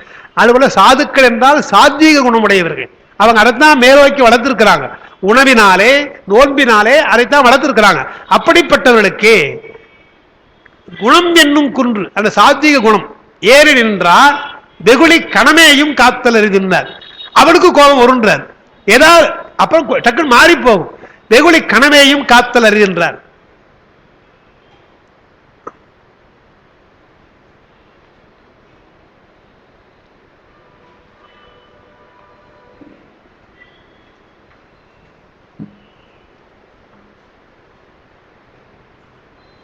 நாம் இப்போ ஒன்று எண்ணி பார்க்கலாம். திருமறைக்காட்டில் கதவும் திறப்பதற்கு அப்பர் பெருமான் பாடுறார். எங்கேயுமே அவர் இந்த மாதிரி வற்புறுத்தி பாடுறது கிடையாது. அந்த ஒரு இடத்துல தான் என்ன பண்றால், கதவத்தை திறக்கணும், பன்னினேர் மொழியால் வங்குற உமை வங்குற பாட்டு சொல்லு, கண்ணினால் உமை காண கதவினை சின்னமாக திறந்தருள் செய்வேன்னு பாடுறார். அந்த மாதிரி கடல்ல போட பொழுது கூட எனக்கு இந்த மிதக்கணும் பாடல, அவரு நஞ்சு கொடுத்த போது கூட அது அமுதாக்கணும் பாடல, நீட்டரை குளிர வேண்டும் எதுவும் அவர் சொல்ல, அவர் பாட்டு பாடிட்டு இருந்தார். அப்படி பாட வேண்டியிருந்தாலும் அவரு ஏதாவது ஒரு பாட்டு பாட வேண்டியிருந்தாலும் எப்படி போட்டிருக்கிறார் என்று சொன்னால், பன்னினேறு மொழியாளுமை பங்கரோ மண்ணினாடு வலம் செய் மரக்காடரோன்னு அது ஒரு வார்த்தையை சொன்னார். அது என்ன குறிப்பென்றால், நேரா உன்னை பார்க்க முடியல, எல்லாம் சுற்றி சுற்றி வர வேண்டியதா போச்சு, உள்ள இருக்கிற பார்க்க முடியல, மண்ணினார் வலம் செய்கிறாளே தவிர உன்னை பார்க்க முடியவில்லையே, மண்ணினார் வலம் செய் மறைக்காடரோ. ஏன்னா அது புதுசா சொல்ல வேண்டிய அவசியம் இல்லையா, பெருமான வழங்காம யாரும் அங்க இடத்த ஏன் சொல்றாரு என்றால், மண்ணினார் வலம் செய் மறைக்காடரோ கண்ணினால் உமை காண. சுத்தி சுத்தி ஒன்னும் பார்க்கலையா, யாரும் ஒன்னும் பார்க்கலையா, கண்ணினால் பார்க்க வேண்டும் அல்லவா என்று கண்ணினால் உமை காண கதவினை திண்ணமாக திண்ணமாக ஒரு வார்த்தை போடுறாரு. அந்த மாதிரிலாம் அவர் வற்புறுத்தி தான் சொன்னது கிடையாது. இப்ப ஞானசம்பந்தர் பாடுறாருன்னா அது சரி, அவருக்கு சூடு அந்த பாட்டுக்கு சூடு வேற வந்துடுச்சு, அப்படி பாட ஆரம்பிச்சிட்டார். அவரே கூட இதுவோ உணர்ந்து இந்த தான் ஜாக்கிரதையா பாடுறாரு இல்லையா, பாக்குறாரு. சின்னமாக திறந்தருள் செய்மினேன்னார். திறக்கல, திறக்காது காரணம் வேறதான். கடைசி பாட்டு வருது, 10 பாட்டு பாடியாச்சுங்க. அவர் 10 பாட்டு தானே பாடுவாரு, 11வது பாட்டு பாட வேண்டியதே போச்சு. 10 பாட்டுல அவர் ராவணனை சொல்லி இருந்தால் கடவுள் திறந்திருக்கும். இது மாதிரிலாம் எப்படி ராவணனை பாடுவாரோ அது போல ராவணனை பாடி இருந்தால் கடவுள் திறந்திருக்கும். பெருமான் ஒரு பாட்டை திறக்கணும், ஒரு பாட்டில் மூடணும் அப்படிலாம் எண்ணம் கிடையாது. சரி பாடுறாரு, கேட்டுட்டு இருப்போமே, ஏன்னா பதிகம் தானே பாடுறாரு, கேட்போம் என்றார். ஏனால் ஏதோ ஒரு வகையிலே அவர்கள் மூலமாக உலகத்திற்கு ஒரு பதிகம் கிடைக்க வேணும், அதான் அவருடைய எண்ணம். இப்ப நமக்கெல்லாம் அந்த 10 பாட்டு இருந்தா, ஒரு பாட்டு தான் போதாது நமக்கெல்லாம், நம்முடைய வினைக்கு 10 பாட்டு இருந்தாலும் வேணும். எனவே 10 பாட்டு பாடுன்றார். 10 பாட்டு பாடுகிற பொழுது அங்கே ராவணனை சொல்லி இருந்தால் திறந்திருக்கும், அங்க இல்லை. எனவே என்ன செய்கிறார் பெருமான், ஒரு எக்ஸ்ட்ரா பாட்டு பாடுறான்னு நினைக்கிறார். சரி கேட்பமேன்னு இருக்கிறார். அப்ப என்ன பண்ணிட்டார், 10 பாட்டு திறக்காததுனால இப்போ குணம் என்னும் குன்றேறி நின்றார். அதோட சந்தேகம், அப்பர் பெருமான் குணம் என்னும் குன்றேறி தான் பாடுறார். இப்போ அங்க அவருக்கு என்ன வந்தது, கோபம் வந்ததா அல்லது முடியாது போய்விடுமோ என்ற நம்பிக்கையின்மை வந்ததா, என்ன குழப்பம், அங்க என்ன சொல்றாரு ஒன்றும் புரியல. அதே அந்த மிக்சட் ஃபீலிங் இல்லையா, உணர்ச்சி கலவையாக திறக்கவில்லை என்று சொன்னால் என்ன ஆகும் யோசிக்கிறார். இதெல்லாம் அவர் யோசிக்க கூடாது. 10 பாட்டு பாடியும் இன்னும் அதுக்கு வாய்ப்பு இல்லையே, அப்ப 11வது பாட்டை திறக்கலன்னு என்ன பண்றது என்றால் அவருக்கு ஒண்ணும் இல்லை, தமிழுக்கு வாய்ப்பு போயிடுங்களா. ஏன்னா வடமொழியினால் இருக்கிற மறைக்கதம், அது மறைக்கதவத்துக்கு தமிழ் மறை பாடுகின்ற எழுதுமறை பாடுகின்ற ஞானசம்பந்தர் பக்கத்தில் இருக்கிறார்.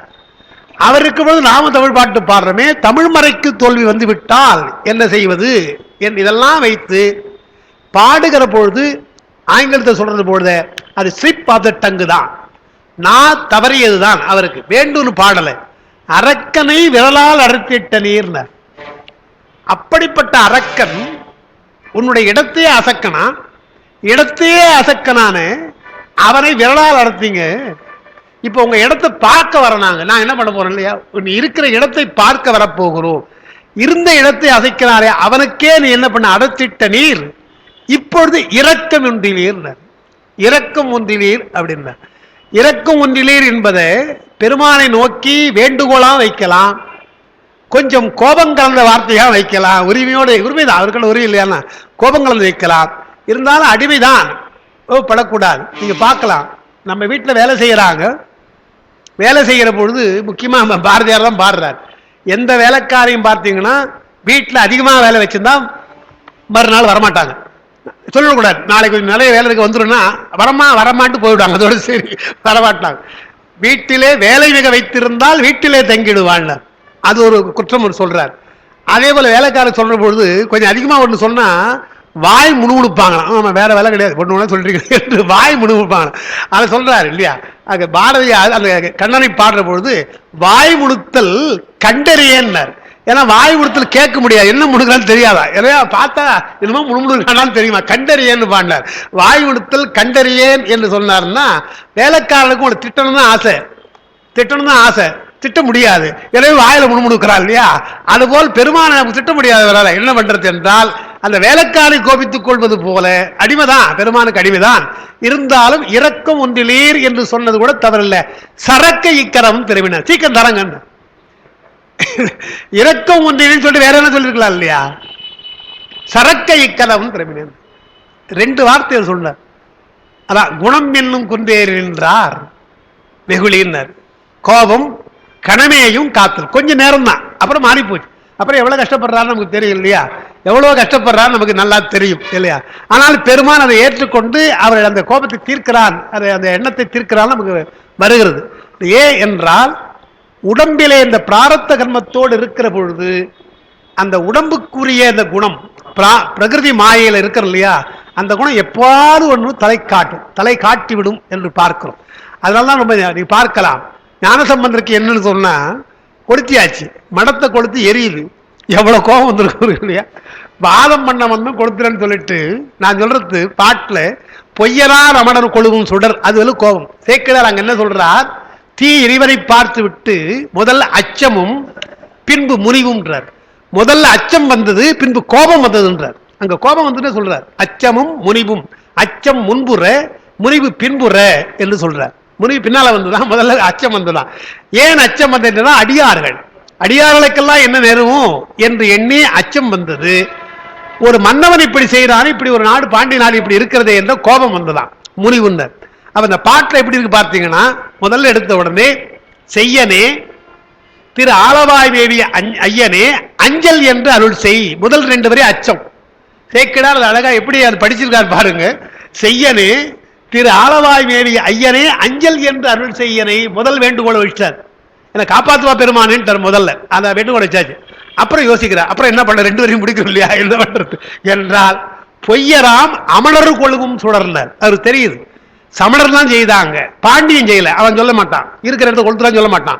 பொய்யராம் அமணர் கொழுவும் சுடர் தான்.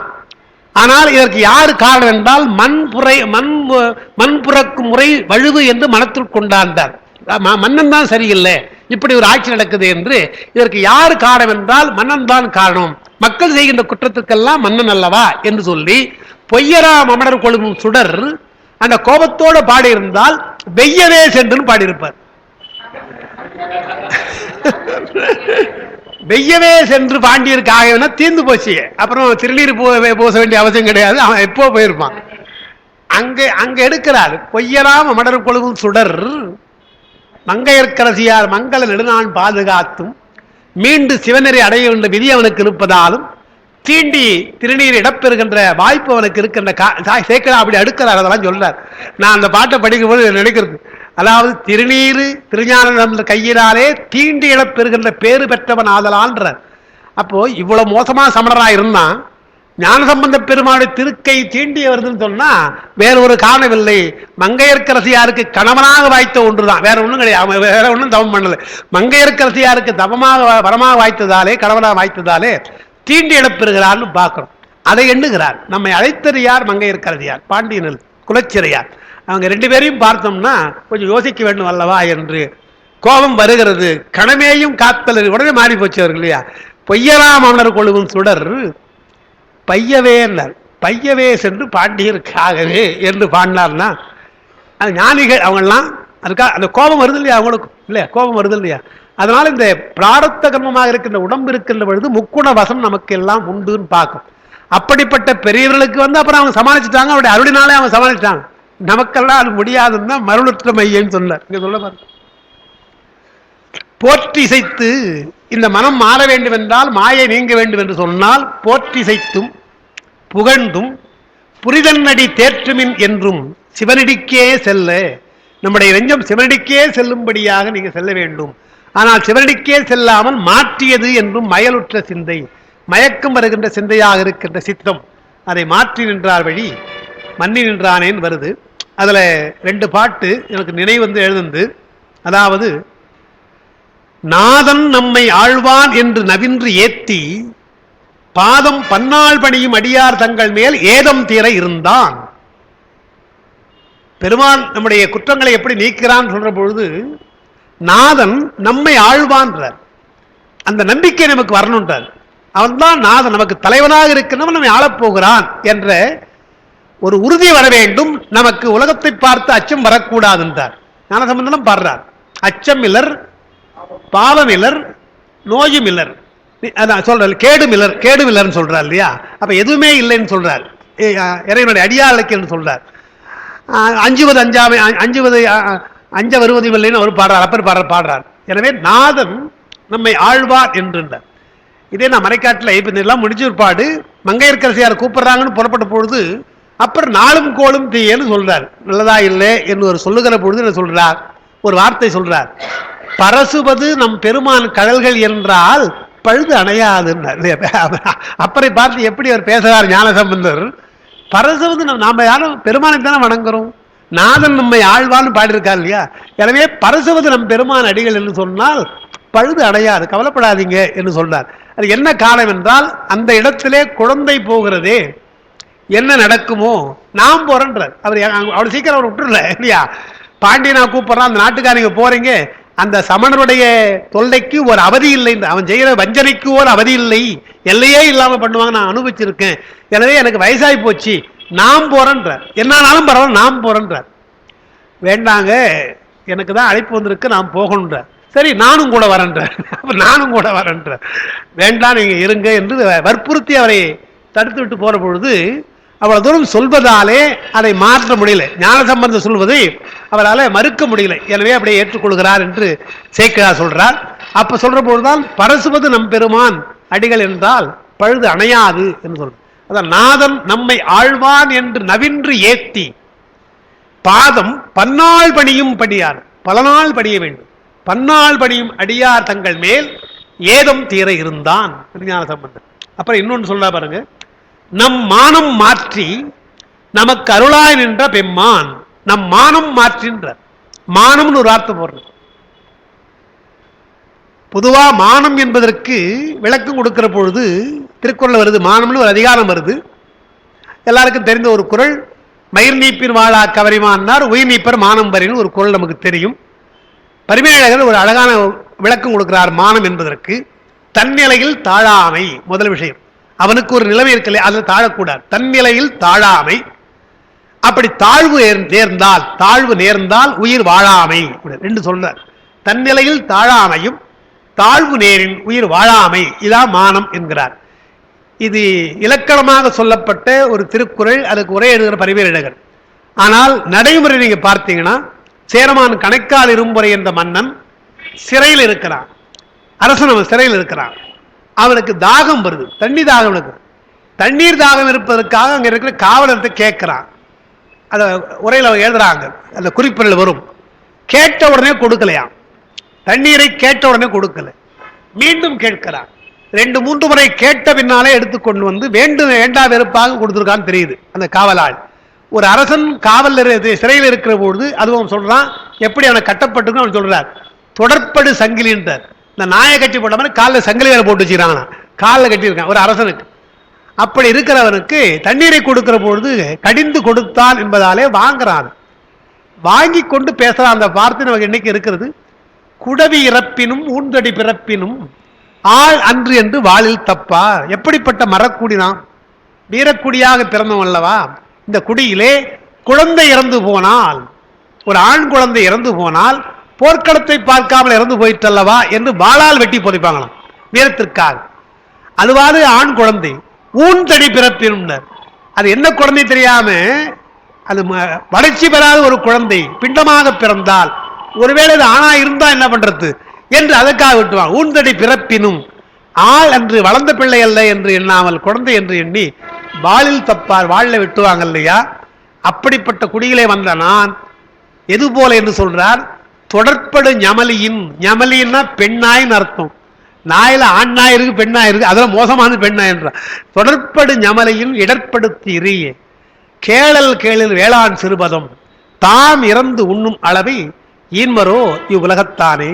இறந்து கேட்டு இந்த தண்ணீரை குடித்து விட்டு இந்த போல நாய்ப்பிழப்பு பிழைப்பதற்கு வாழ்ந்து கொண்டிருப்பதா பிழைப்பதா இதுக்காக வாழ வேண்டும் என்று சொல்லி எண்ணினான். தண்ணீரை குடிக்காம வைத்து இறந்து போனான் என்று பார்க்கிறோம். மானத்திற்கு இதுதான் சொல்லுவாங்க. நடந்த விஷயம் இது இல்லையா? ஒரு அரசன் சிறையிலே வாடுகின்ற பொழுது இப்படி அவனை அவமானப்படுத்தியதானே மானம் பெரிதாக உயிர் நீத்திருக்கிறான்னு பார்க்கணும். இதுக்கு மானத்துக்கு அவளை சொல்லுவாங்க. ஆனா வள்ளுவர் என்ன பண்றார்? அரசனுக்கு சொல்லுகிற பொழுது மானம் தேவைதான். இந்த அரசன் தான் இப்ப மானத்தை இறந்து போயிட்டான். அவர் சொல்ற பொழுது மாண்பிறந்த மானம் கூடாதுன்ற இவரலும் மாண்பிறந்த மானமும் ஏதம் இறைக்கின்றார். அரசனுக்கு குற்றம்ன்றார். மாண்பிறந்த மானம் வார்த்தை போறார். மானத்துல மாண்பிறந்த மானம் சொன்னா யாரிடத்திலே பணிய வேண்டுமோ அவரிடத்திலே பணியாமல் சிமரா இருக்க இல்லையா, அது கூடாதுன்றார். ஒரு ஆசிரியரிடத்திலே பணிவதா இப்ப கூட பாக்குறோம். வகுப்புக்கு ஒரு ஆசிரியர் வருகின்ற போது எல்லாம் எழுந்து நிற்கிறாங்க. சில பேர் கீழே அப்படியே உட்காந்துருப்பான், தெரியாம உட்காந்துருப்பான். அது சொல்லிட்டு அப்போ எதிர்னால எழுந்துக்கிறது அப்படின்னா சில பேர் பார்க்குற இடத்துல ஐயா வணக்கம்வாங்க, சில பேர் கண்டுக்காம போவாங்க இருக்கு இல்லையா. அதெல்லாம் பார்க்குறோம் இல்லையா. நம்ம ஒரு ஆசிரியர் என்று சொன்னால் அவனை வணங்குவது என்பதற்கு மானம் பார்க்க கூடாது. மாண்பிறந்த மானம் என்றால் சில இடங்களை விட்டு கொடுத்து தான் பேச வேண்டும், நடக்க வேண்டும். அது அரசனுக்கு உள்ளதுன்னு சொல்லி அமைச்சர்கள் சொல்லுகிறார்கள் என்று சொன்னால் ராவணன் கேட்கவே இல்லை இல்லையா. அவன் மாண்பிறந்த மானம் யாரு? கும்பகர்ணன் சொல்றான். அவன் புள்ள சொல்ல கடைசியில போர் செய்து விட்டு இந்திரஜித்து வந்து சொல்றான். அப்போ அது கேட்கலாம் இல்லையா? என்னையே நோக்கி நான் இன்னும் இடும்பகை தேடிக்கிட்டேன், நீங்க என்னடா எனக்கு என்று சொல்றான் இல்லையா. இதெல்லாம் தேவையில்லாத மானம். ஒரு அரசனுக்கு இதெல்லாம் குற்றத்தை தரும் என்று மாண்பிறந்த மானம் ஏதும் இறைக்கு என்று சொல்கிறான்னு பார்க்கணும். அதாங்க நம் மானம் மாற்றின்றார். பெருமானை வணங்குகிற பொழுது நம் மானம் மாற்றி என்றால் எல்லாம் நாம் தானே செய்கிறோம், இறைவன் செய்கிறார் என்று ஏன் சொல்கிறார்கள் என்று எண்ணினால் அது மாண்பிறந்த மானம். எல்லாம் பெருமான் தான் செய்கிறார் என்று நீங்க விட்டுட்டீங்கன்னா அதுதான் மானம்ன்றார். அந்த மானம் மாற்றி வீண் மானத்தை மாற்றி நமக்கு அருளாய் நின்ற பெருமான் என்று சொல்றார். பல இடங்களில் அவர் பாடுவார். ஞானசம்பந்தர் பாடுகிற பொழுது பரவுவாரையும் உடையாய் பழித்து இகழ்வாரையும் உடையாய் என்றார்.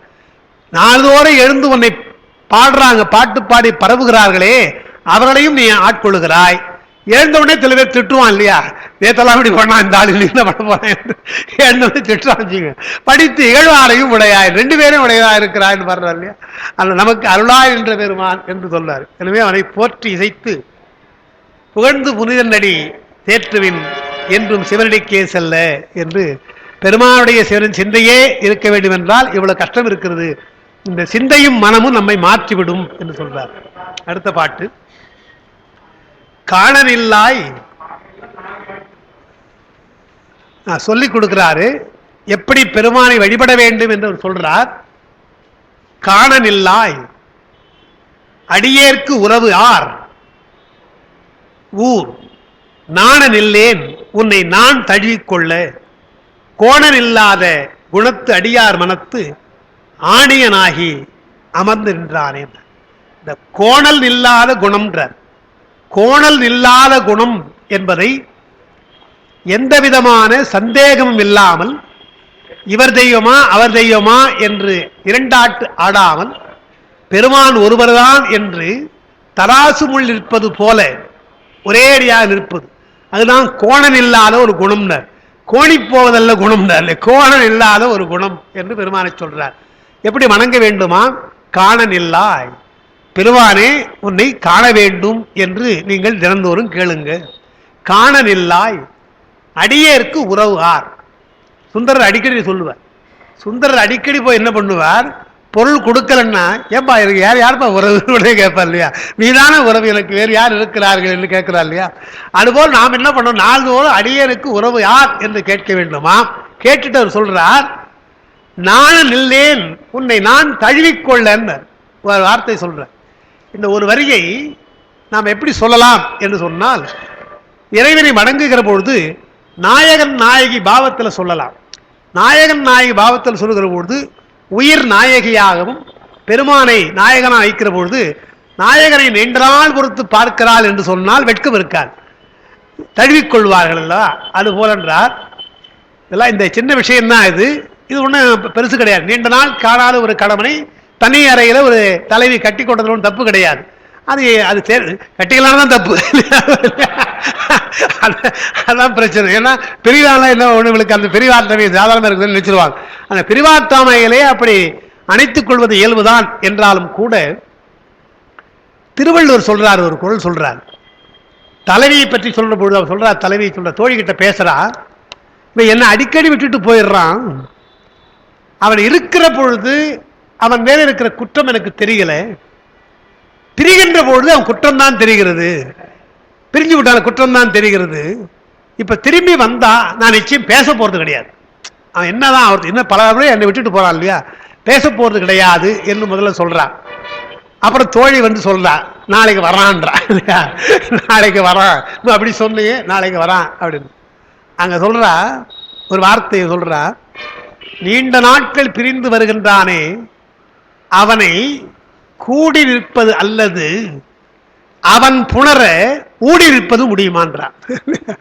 கூடி நிற்பதல்லது அவன் புணர ஊடி நிற்பேவதில் முடியுமா என்று கேட்கிறான். அது பாட்டு எழுதுறார்.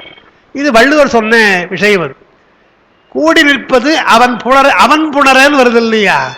அப்ப கூட என்னவா, தலைவி நம்முடைய தமிழருடைய பண்பாடு என்ன என்று சொன்னால், தோழிகிட்ட கூட நீண்ட நாள் பிரிந்து வந்தான் தலைமை, நான் அவனை தழுவிக்கொண்டேன்னு சொல்லக்கூடாதான்.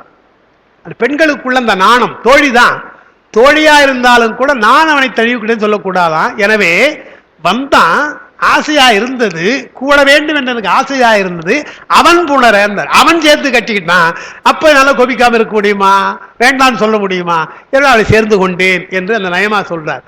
அந்த மாதிரி ஒரு மென்மையான உணர்வு நமக்கு பெருமானிடத்திலே இருக்க வேண்டும். பிரிந்தோம் என்று சொன்னால் எப்பொழுது காணப்போகிறோம் என்று தலையில் ஏங்குவது போல இறைவனை காண வேண்டுவதற்கு ஆசைப்படணுமா. பெருமானே அப்படி நீ வந்துவிட்டால் நானின் இல்லேன், வெட்கப்பட மாட்டேன், நானின் இல்லேன், வெட்கப்பட மாட்டேன், உன்னை நான் தழுவிக்கொள்ள என்று அக இலக்கணமாக அதை நாம் எடுத்துக்கொள்ளலாம். அப்புறம் இன்னொன்று, பெருமான் வந்தால் தழுவிக்க ஆசை வரும் இல்லையா, பெருமான் தான் ஆசை வரும் இல்லையா நமக்கு தெரியும். ஊர் நாண நில்லேன், ஊர் மக்கள் எல்லாம் அதை பற்றி எனக்கு கவலை கிடையாது, நான் நாண நில்லேன், உன்னை நான் தழுவிக்கொள்ள என்று சொல்லு. அப்படி சொல்றவங்க யார் என்றால் கோணம் இல்லாத குணத்து அடியார். இப்படி சொல்றவங்க யார் என்றால் மனதிலே கோணல் இல்லாதவர்கள், மனக்கோட்டம் மனக்கோணல் இல்லாத அந்த அடியார்கள், குணத்து அடியார் என்று சொன்னார். அவர் மனத்து ஆணியனாகி அமர்ந்திருந்தான். இந்த ஆணி என்பது அறையப்பட்ட ஆணி போல் என்றார். அதாவது சோத்துல அது பசுமரத்தாணின்ற இல்லையா, அதுபோல் இருக்கின்ற ஆணி அசையாது. அதுபோல் பெருமாளுடைய நம்பிக்கை இருக்கிறது அல்லவா, அது ஆணி போல் இருக்கிறது, அசையாமல் இருக்கிறது என்று அறையப்பட்ட ஆணி போல் அவன் விற்றிருக்கிறான். இறைவா எனக்கு முன் நீ தோன்ற வேண்டும் என்று கேட்கிறான்னு பார்க்கிறோம். அதோடு அந்த 20வது பாட்டு நமக்கு முடிகிறது. அடுத்து 20 கொடுத்துருக்காங்களா உங்களுக்கு? அடுத்து இல்லையா?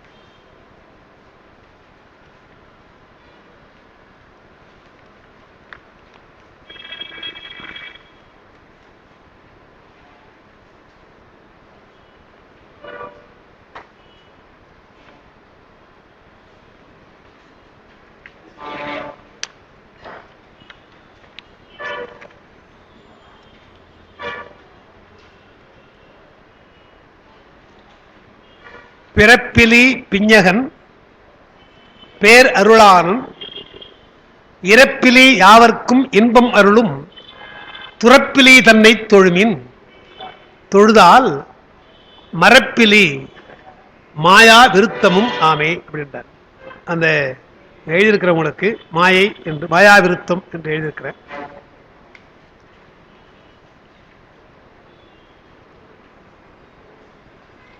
சரி,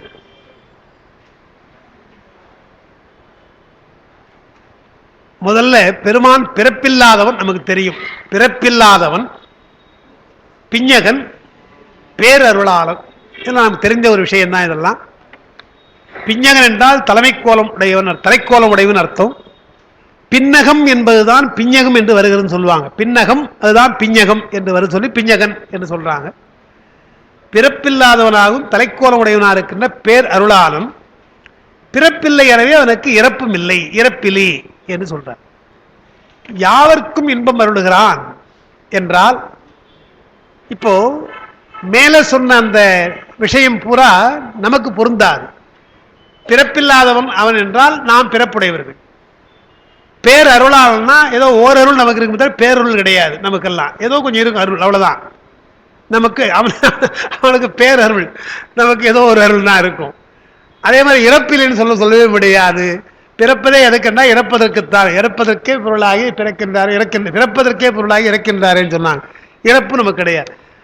அந்த எல்லாம் அவனுக்கு மாறாக உள்ளவர் நாம் இருந்தாலும் அதை பற்றி கவலைப்படாமல் யாவருக்கும் இன்பம் அருளுவான் என்றால், தன்னை போலவே ஆன்மாக்களையும் செய்கின்ற ஒரு பேரும் கருணை அவனுக்கு உண்டு. எனவே பேர் அருளாளன்.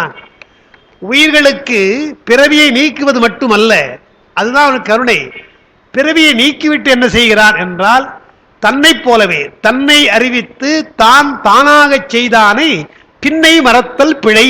சிவஞான போரத்தில் சொல்ற பொழுது வெண்பாவில் தன்னை அறிவித்து தான் தானாக செய்தானை என்று வருது. நம்மளாம் ரொம்ப பெருமைப்பட்டுக்கலாம். என்னன்னு சொன்னா, திருமுறைகளுக்கெல்லாம் உரை எழுதுறவங்க இருக்காங்க.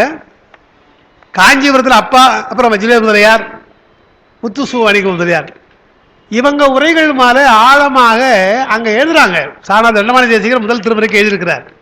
சும்மா படிக்கலாம், அவ்வளவுதானே தவிர பெரிய விஷயங்களை தெரிஞ்சுக்கணும். திருவாசகம் கூட இருக்கு. இவங்களுடைய ஒரு சொல் என்றால் இவங்களுக்கு சொல்ற அந்த ஆழம் அது நமக்கு வராது. அப்படி பலவற்றை அவங்க அதில் எழுதுறாங்க. அதுல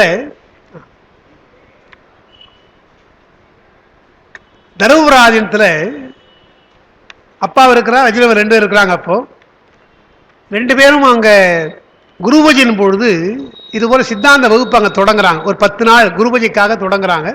இப்ப இருக்கிற மகா சன்னிதானம் தொடங்குறாங்க.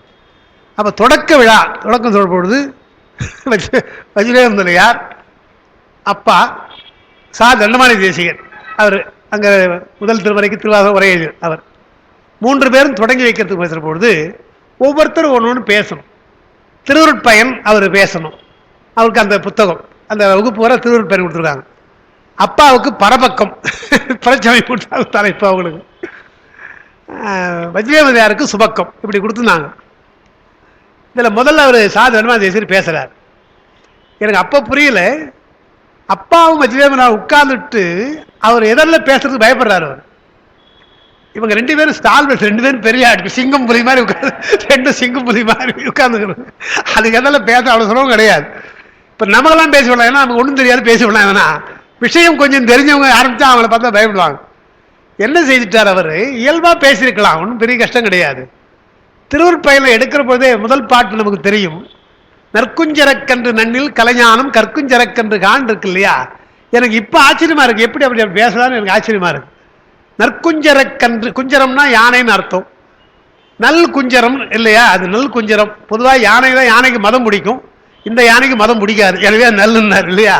நல் குஞ்சரக்கன்று நன்னின் கலைஞானம் கற்குஞ்சரக்கன்று. அவர் நயம் சொல்ல வேண்டிய என்ன பண்ணிட்டாரு? நற்குஞ்சரக்கன்று நன்னின் என்று சொன்னால் கன்றினை நாம் நண்ணுவதா அல்லது கன்று நம்மை நண்ணுவதா என்று நயம் பண்றார். அதாவது யானைக்கன்றா இருக்கிற விநாயகர் உயிர்களை அணுகுவாரா அல்லது உயிர்கள் விநாயகரை அணுகுதா என்று இப்படி வைத்துக் கொள்ளலாம். 2ஆக சொல்றான்ட்டார். அல்ல ஏதாவது ஒன்று சொன்னா பரவாயில்ல, இப்படி 2 வகையாக பொருள் கொள்ளும்படியாக நற்குஞ்சரக்கன்று நன்னின்னு சொன்னார் அப்படின்ட்டார். முதல் தப்பு அது. அதாவது நற்குஞ்சரக்கன்று நன்னில் என்று சொன்னால் ஒரு பொருள் தான் இருக்கணும். குன்றை நாம் நண்ணுவதா குண்டு நம்மை நண்ணுவதா அப்படின்னு ஒரு கேள்வி கேட்டார். முதல்ல கேட்டுட்டு 2 கேள்விக்கும் பதில் போல நற்குஞ்சரக்கு நன்னில் என்று பொதுவாக சொன்னார். அப்ப என்னென்ன சொல்லுது பொருள் சொல்லுது? ஒன்று. அதை விட இன்னொன்று என்ன பண்ணிட்டார்? கலைஞானம் கற்குஞ்சரக்கன்று வருது இல்லையா? கலைஞானம் என்பது கலையும் ஞானம் என்றும் கூட உண்மை தொகையாக கொள்ளலாம்ன்றார். இது எனக்கு அப்போ சின்ன பையன், ரொம்ப சின்ன பையன், ரொம்ப புரியாது விஷயம். கொஞ்சம் தெரியும், எது சொல்றான்னு கேட்டுட்டு இருந்தோம். வசீகரமணியில் இருக்கு எவ்வளோ கோபம் வந்திருக்கோம். அடுத்து அவர் பேசுறார், ஏதோ கொஞ்சம் துணைஞ்சி இன்னும் பேசினார். பேசிட்டே வர்ற பொழுது ஒரு வார்த்தை சொன்னார், அப்படி துடக்குறாது. அவர் ரொம்ப தெளிவா ரொம்ப ஸ்டாண்டர்டா பேசுவார் தமிழ். அப்படி ஆன்மாக்கள் துடக்குறாத போதுன்னு துடக்குறாதுன்னு சொன்ன உடனே வார்த்தை நான் கை காமிச்சிட்டு, ஐயா துடக்குறாதா தொடக்குறாதான்னு கேட்டாங்க. துடக்கா தொடக்கான்னு அவன் கேட்டான். இவருக்கு இவர் மேல இருக்கிற கோபம் வேற. மற்றெல்லாம் புரிஞ்சு வச்ச உங்களுக்கு அப்படின்னாரு. மற்றெல்லாம் புரிஞ்சு போச்சா அப்படின்னு அது கோபத்தை அது சிவப்பார் வரல, அதனால சிவந்து போச்சு. அவனுக்கு ஒன்றும் புரியல, அவன் பாவம் தெரியாம கேட்டான். அவன் கேள்வி மற்றெல்லாம் புரிஞ்சு போச்சா உனக்கு அப்படின்னாரு. சொன்ன உடனே அப்பாவுக்கு தெரிஞ்சு போச்சு, ஒரு கோபம் வந்துடுச்சு. நீங்க இருக்கு பேச சமாதானப்படுத்திட்டு மேய்க்க திருப்பி வச்சு, தம்பி ஏந்துருங்க அப்படின்னாரு. எல்லாம் சேவை தம்பியா சாதாரண ஆட்கள் தான், ஏந்துருங்கன்னாரு. ஏதோ பள்ளிக்கூட ஆசிரியராக இருக்கலாம், வேற ஒரு ஆசிரியர். இந்த வகுப்பு தொடங்குற பொழுது வந்தீங்களான்னு கேட்டார். எத்தனை மணிக்கு தொடங்கிச்சுன்னார். ஒரு 9 மணிக்கு தொடங்கிச்சியார். அப்போ வந்துட்டீங்க இல்லையா? சரி, இப்போ வகுப்புல இருக்கிறீங்களா வெளியில் இருக்கீங்களான்னு கேட்டார். அப்போ தான் இப்போதான் சார் இருக்கிறேன் அப்படின்னு. அவ தொடங்கின போது வந்தீங்க இல்லையா, அது தொடக்கம். இப்போ வகுப்புல இருக்கிறீங்க இல்லையா, அது தொடக்கு அப்படின்னாரு. அது தொடக்கு, இது தொடக்குன்னாரு. உட்காந்துட்டான். புரிஞ்சுதான் கேட்டா புரிஞ்சுன்னு உட்காந்துட்டான். அப்புறம் அவர் சொன்னார், தொடக்கம் என்று சொன்னால் அது பொதுவாக ஒன்றை தொடங்குவது, தொடக்கு என்று சொன்னால் அனுபவத்திலே அழுந்து எறிதல். நமக்கு அந்த அனுபவம் வந்து பாதிக்கும், நம்ம அந்த இம்பாக்ட் இருக்கு இல்லையா, நமக்கு பாதிக்கும். அதுதான் தொடக்குறுதல். அந்த தொடக்குறுகின்ற காரணத்தினால்தான் நமக்கு விருப்பு வெறுப்பு வருவதால் தான் இந்த வினைகள். அது வேற, அது வலை கொள்றது, அது வேற. துடைக்கு முடிக்க அது வேற. துடக்குறுதல் என்ற துடக்கு, அது துடக்கின்னு வருது. துடக்கு என்று வார்த்தை இருக்கு இல்லையா, அது ஏதோ அதனால பாதிக்கப்படுறோம் இல்லையா, அந்த பாதிக்கப்படுவதுதான் துடக்கு என்று வருது. இதெல்லாம் அப்புறம் என்ன பண்ண, அவர் பேச ஆரம்பிக்கிற பொழுது ஆரம்பிக்கிறார். இப்படி நேர சொல்ல, நற்குஞ்சருக்கண்டு நண்ணுதல் நாம நன்றதான் அவன் நன்றால். இப்போ அது என்ன, திருமந்திரத்துல பதிபசு பாசம் எனப்பகர் 3 பதியினை போல் பசு பாசம் அனாதி. பதியினை சென்று அணுகா பசுபாசம், அதை போய் அணுக முடியாது. பதி அணுகில் பசுபாசம் நிலாது. பதிதான் அணுகணும் இருக்கு. நீ போய் ஆன்மாக்களை போய் அணுக முடியும். ஆன்மாக்களை நோக்கி பெருமான் இறங்குவானே தவிர இறைவனை நோக்கி ஆன்மா பயணிக்காது. எனவே பதி அணிகள் பசு பாசம் நிலாவேன்னு இதெல்லாம் இருக்கு இல்லையா. இப்ப கன்று நண்ணுமா நாம நன்றுவதான்னு கேட்டா, அதுக்காக என்ன பண்ணார் அவர், என்னை நினைந்து ஒரு பாட்டு எடுத்தார் இல்லையா, என்னை நினைந்து அடிமை கொண்டு என் இடர்கெடுத்து தன்னை நினைய தருகின்றான் ஆரம்பிச்சார் பாட்டை. அந்த பாட்டுக்கு விளக்கம் கொடுக்குறார், வேற ஒன்றும் சொல்லவர். என்னை நினைந்து ஆன்மாக்களை பெருமான் எண்ணுகிறான். அவன் நினைத்தால்தான் முடியுமே தவிர நாம் அவனை நினைக்க முடியாது. என்னை நினைந்து அடிமை கொண்டு தன்னை நினைய அவனை நினைக்க வேண்டும் என்றால் அவன் தான் அந்த நினைப்பை தர வேண்டும். தன்னை நினைய தருகின்றான். இதெல்லாம் என்ன அர்த்தம் என்றால், கன்று நன்றதான் நாம நன்றதான் கிடையாது. அதுதான் விளங்க. கன்று நன்றதான் கன்று நன்றுதான் சொன்னா, கன்றுதான் நன்னுவே தவிர நாம் நன்ன முடியாது என்றதை அவள் அழகா அதை மறுத்தார். அந்த கலைஞானத்துக்கு அதை மறுக்க, பொதுவாக கலைஞானத்தை அவர் விட்டுட்டு போயிட்டாரு. வெளியில வந்து சொல்ற பொழுது சொன்னார், அப்பா கிட்ட வெளியே சிரிச்சுட்டே பேசுறாரு. என்ன அவர் தானே பேசுவார் இல்லையா, என்ன அப்ப கலையும் ஞானம் தானா அப்படின்னாரு அப்பா கிட்ட. ஏன்னா ஒரு பெரிய விஷயம் சொல்லிட்டார் இல்லையா கலைஞானத்தை, கலையும் ஞானம் தானா அப்படின்னு சிரிச்சாரு. நான் சொன்னேன், என்ன இன்னைக்கு சானாதானம் பிடிச்சிட்டீங்க போல ஒரு புடி அப்படின்னா, புரிஞ்சுதா உனக்கு அப்படின்னு கேட்டார். என்னன்னா கலைஞானம் சர்க்கும் சரக்கன்றுன்னு வந்தா அங்க சரக்கு அன்றுன்னு வருது. அன்று என்பது ஒருமை, அல்ல என்பது பன்மை. செய்யுள் இன்னைக்கு பேசுற போது அது அல்ல இல்லைன்னு சொல்லிடலாம். ஆசரும் நல்ல நல்ல அவை நல்ல, அவைன்னு பன்மை வரதுனால நல்லன்னு போடுறார், அவை நன்றுன்னு போடல, அவை நல்லன்றார். அதுபோல நன்று என்பது ஒருமை விகுதி. அப்ப கலைஞானத்துல கலையும் ஞானம் ரெண்டா பிரிச்சுட்டா சரக்கு அல்லன்னு வரணும், இங்க சரக்கு அன்றுன்னு வராது. எனவே கலைஞானம் என்றது ஒன்றுதான், அது நூல் அறிவு அல்லது ஆகம அறிவு. அந்த ஆகம அறிவு சரக்கன்று நமக்கு படிப்பதற்கு அந்த அறிவு சரக்கு அல்ல என்பதற்காக சொன்னார் தவிர கலையும் ஞானமும் என்று சொன்னார். ஒரு சின்ன விஷயத்தை அவ்வளவு பெரிய உரையாசிரியர்கள் திருவந்தருக்கெல்லாம் உரை எழுதினவங்க இப்படி சொல்லுகிறார்கள் என்று பார்க்கிற பொழுது அது ஒரு விஷயம். எல்லாம் நம்ம அவரோட குறை சொல்லலை. நம்ம ஆட்கள் எவ்வளவு தெளிவாக இருந்திருக்கிறாங்க, நமக்கெல்லாம் எவ்வளவு பெரிய தவம் இல்லையா. அவங்கெல்லாம் எழுதி வச்சதுல ஒரு தப்பை கண்டுபிடிக்க முடியாது நம்மளால. எப்போ எழுதின பாருங்க எல்லாமே பார்த்தீங்கன்னா நம்முடைய வஜ்ரே முதலியார் 20 துண்டு எழுதிருக்காங்க, இவ்வளவுதான் இருக்கும். எவ்வளவு விஷயங்கள் அவர் இதில் எழுதி பார்த்தா 50 துண்டு இருக்கு பார்த்தீங்கன்னா, 1000 விஷயங்கள். திரு உந்தியார் இவ்வளவுதான், எல்லாம் அவ்வளவுதான் இருக்கும். அங்கே குறிப்பு தான் இருக்கும். அவ்வளவு விஷயங்கள் ஆழமாக கொட்டியிருப்பார். அதுக்கெல்லாம் எவ்வளவு ஆற்றல் வேண்டும் என்று பார்க்கணும். அதுதான் சொல்றேன். இல்லை எப்படி இருந்தால் இங்கே துறப்பிலி தன்னை தொழுமின்றார் இல்லையா, தொழுதால் மரப்பிலி யாவர்க்கும் இன்பம் அருளும் சொன்னார் இல்லையா. அதுக்காக சொன்னேன், யாவர்க்கும் அவன் இன்பம் தருகிறான் என்றால் அவன்தான் நம்மை நோக்கி தருவானே தவிர நாம் அவனை நோக்க முடியாது என்று சொல்றதா இங்க சொல்லுகிறார். துறப்பிலி என்றார், அவனை துறக்க முடியாது. இந்த வார்த்தை அடிக்கடி சொல்ற வார்த்தை. நம்முடைய ஞான சம்பந்த பெருமானே துறக்குமா சொல்லப்பெடாய் துருத்தியாய் மறக்குமாறு இல்லாத என்ன மையில் காட்டி மண்ணில் பிறக்குமாறு காட்டினாய் பாடுறார் இல்லையா.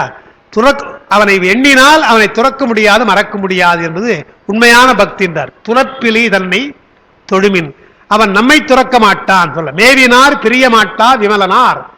சேக்கிழார் கண்ணப்ப நாயனார் சொல்ற மேவினார் பிரிய மாட்டா விமலனாருக்கு அடுத்தது என்னும் கண்ண ரத்தம் வருது இல்லையா.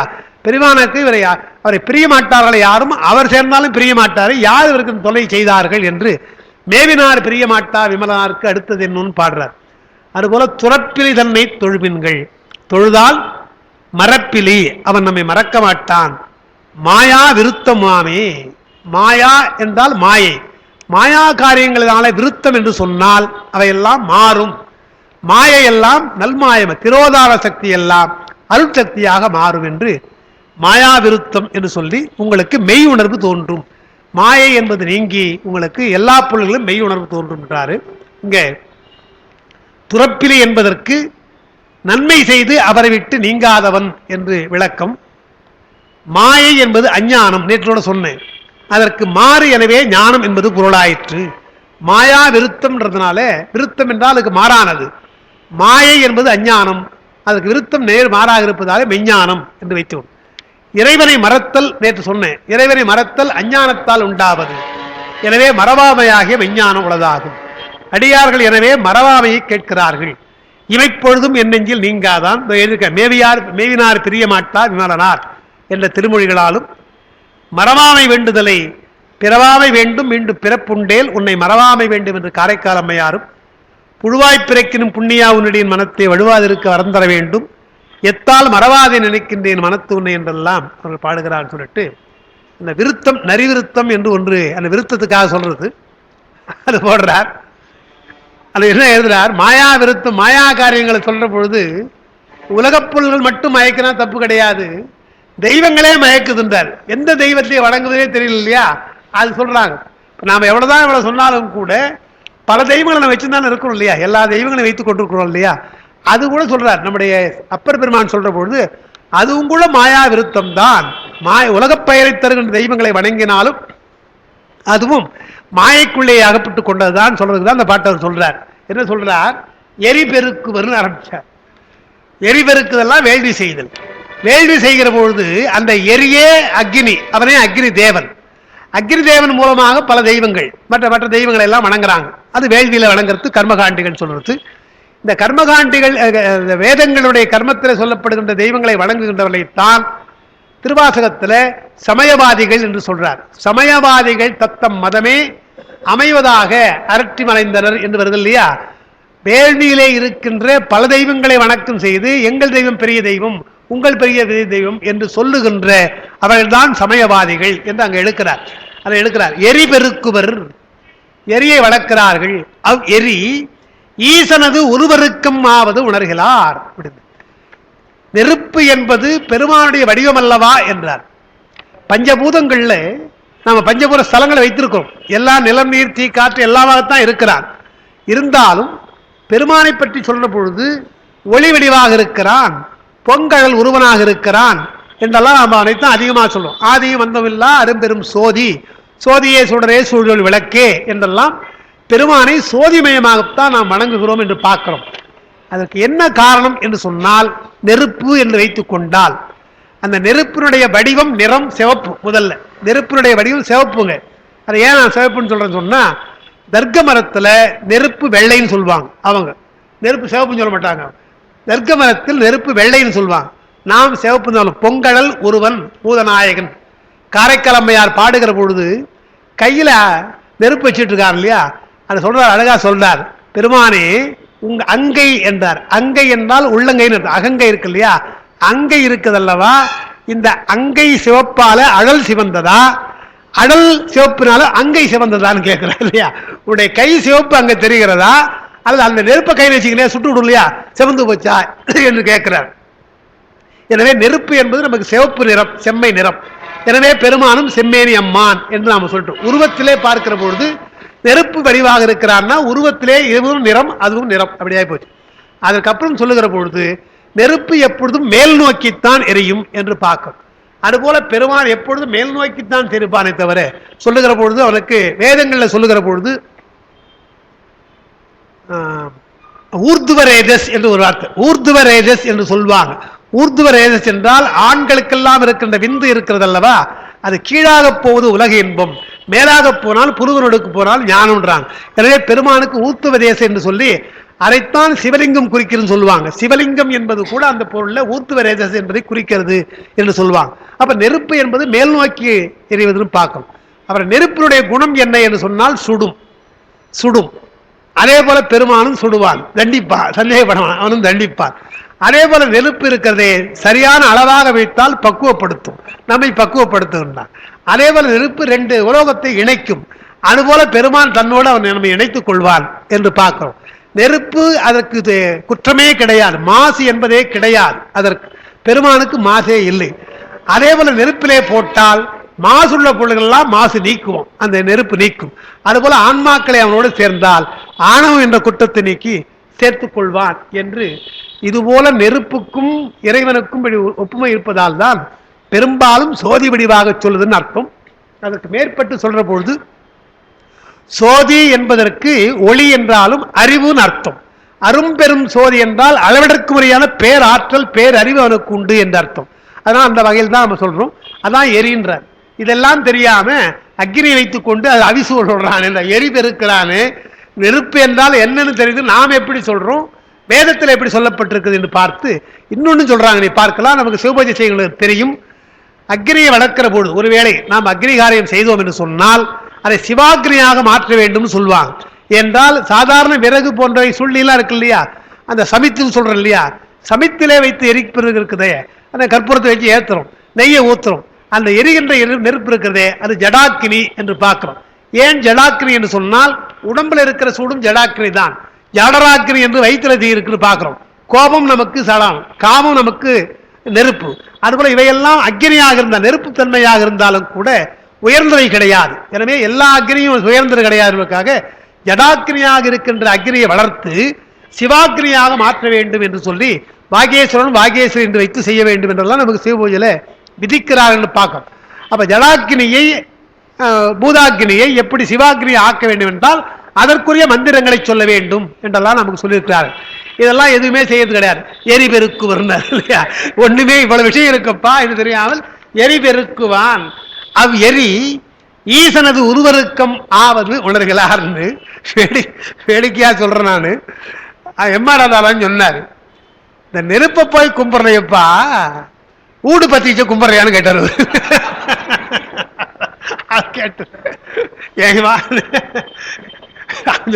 திருவண்ணாமலை வேட்நாமலை போய் கார்த்திகை போய் கும்பிட்றையே ஊடு பத்தியா ஐயோன்னு கத்துற கும்பிட வேண்டிய அது தெரியாம சொல்ற விஷயம் சொல்றது. அது வேடிக்கையா சொல்லிட்டு போயிட்டார். நாம் அதுக்கு பதில் வச்சுட்டு இருக்கோம். இந்த வீடு பத்திரத்தெல்லாம் இருக்கு பாருங்க, அதெல்லாம் ஜடாக்கினி. அதெல்லாம் அது வந்து எதை வேண்டுமானால் எரிக்கும். நல்ல புத்தகத்தை எரிக்கும், நல்ல நோட்டை எரிக்கும், எல்லாத்தையும் எரிச்சு விடும். எனவே அதை அணைக்க வேண்டும். இப்போ நமக்கு சொல்ல கோபம்ன்றதை அணைக்கணும். ஏன் சொல்றோம், அது அக்னி தான், நம்மே அழிச்சிடும், அதை அழிக்கணும். இப்போ கும்பிட்டு இருக்குமா கோபத்தை, எதையும் நம்ம கும்பிட்றது கிடையாது. எனவே இதெல்லாம் ஜடாக்கினியாக துன்பம் செய்கின்ற நெருப்புக்கள். எனவே அதை நாம் அழிக்கிறோம். பெருமான் அருளே வடிவாக இருக்கின்ற அறிவுமயமா இருக்கின்ற ஒளிக்கு ஒரு அடையாளம் அது. அதுதானே தவிர இப்ப நெருப்பு அடுப்புல இருக்கிற பொழுது பக்குவப்படுத்துவது இல்லையா உங்களுக்கு, தேவைப்படுகிற பொழுது நெருப்பு உதவுது இல்லையா உங்களுக்கு என்றால், உதவுவதற்கு நெருப்பு இருக்கு இல்லையா, அதுபோல அந்த நெருப்பு உதவுவதாலே நமக்கு வழிபாடு செய்ய வேண்டும் என்று நான் வைத்திருக்கிறோம். அது பெருமானுடைய சிதாக்கினி என்று சொல்லுகின்ற அறிவாக்கினி அது. எனவே அது வேறு இது வேறு. இந்த விஷயம்லாம் எம்மராஜு சொன்னா புரியாது இல்லையா, அவர் சாமா சொல்லிட்டு போயிட்டார் இல்லையா. எரி பெருக்குவர் அவ் எரி ஈசனது உருவருக்கம் ஆவது உணர்கிறார். அரி அயற்கு அரியானை. நாம யார வணங்குறோம்? அரி அயன் என்று போயிட்டு இருக்கீங்க இல்லையா, இவர்களுக்கெல்லாம் மேலே இருக்கின்றான். அவன் யார்? அரியானை.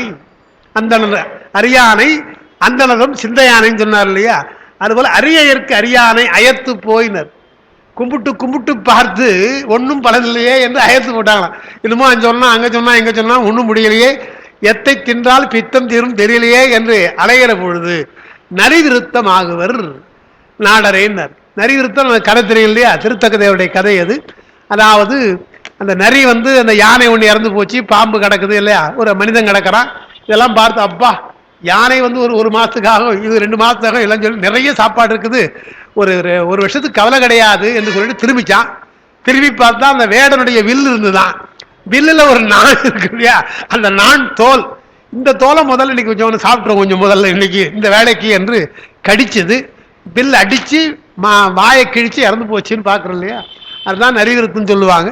அந்த நரிவிருத்தம் ஆகுவார் என்றால் பல தெய்வங்களை வணங்கி வணங்கி வீணாக போகிறார்கள். நரிவிருத்தமாகுவர் நாடரே என்று சொல்லி விருப்பூர் அங்கியாவார் விடையுயர்த்தவரே திருஞான சம்பந்தர் பாட்டை அங்க சொல்லியிருக்கிறேன். அந்த திருமணம் செய்கிற பொழுது வேள்வி வளர்க்கிறார்கள். வேள்வி வளர்க்கிற பொழுது நீங்கள் அக்கினி வலம் பெற வேண்டும் என்று சொன்னவுடனே அவர் யோசிக்கிறார், எல்லாவற்றையும் நம்ம பாடினோமே, இப்ப அக்னியே வலம் வர வேண்டியதா இருக்குது, அது வேத வேள்வி அல்லவா. அவங்க குலப்படி அதே தான் எரிபெருக்கு ஒரு ஈஸ்வரன் தான் செய்யறாங்க, அக்னி தேவனை தான் முன்னிறுத்தி செய்கிறார்கள். அதான் இருக்கிறார். அங்கேயே முடிவு பண்ணிட்டார். அதோடு நமக்கு வாழ்க்கை முடிஞ்சதுன்னு இப்ப சொன்ன இல்லையா. அதாவது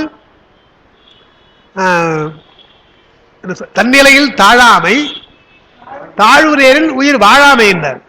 அங்க என்ன போச்சு, இதுவரையில் பாடிக்கொண்டு வந்தோம், இப்ப நம்ம நிலைமை தாழுகிறது, அங்கேயே சுற்றி வர வேண்டியதா இருக்கிறதே என்று பார்த்து இனிமேற்பட்டு இருக்க வேண்டாம் என்று பாடுறார். கல்லூர் பெருமணம் வேண்டா கழுமலம் என்று பல்லூர் பெருமணம் பாட்டு வெய்யாயத்தில சொல்லூர் பெருமணம் சூடரே தொண்டர்னார் இல்லையா. என்ன சொல்றார், என்ன என்றார் பாருங்க. அவ்வளவு பெரியவர், நாம இவ்வளவு தூரம் பாடி இருக்கிறோம், எவ்வளவு விஷயங்களை பாடினோம், படித்திருக்கிறார்கள்.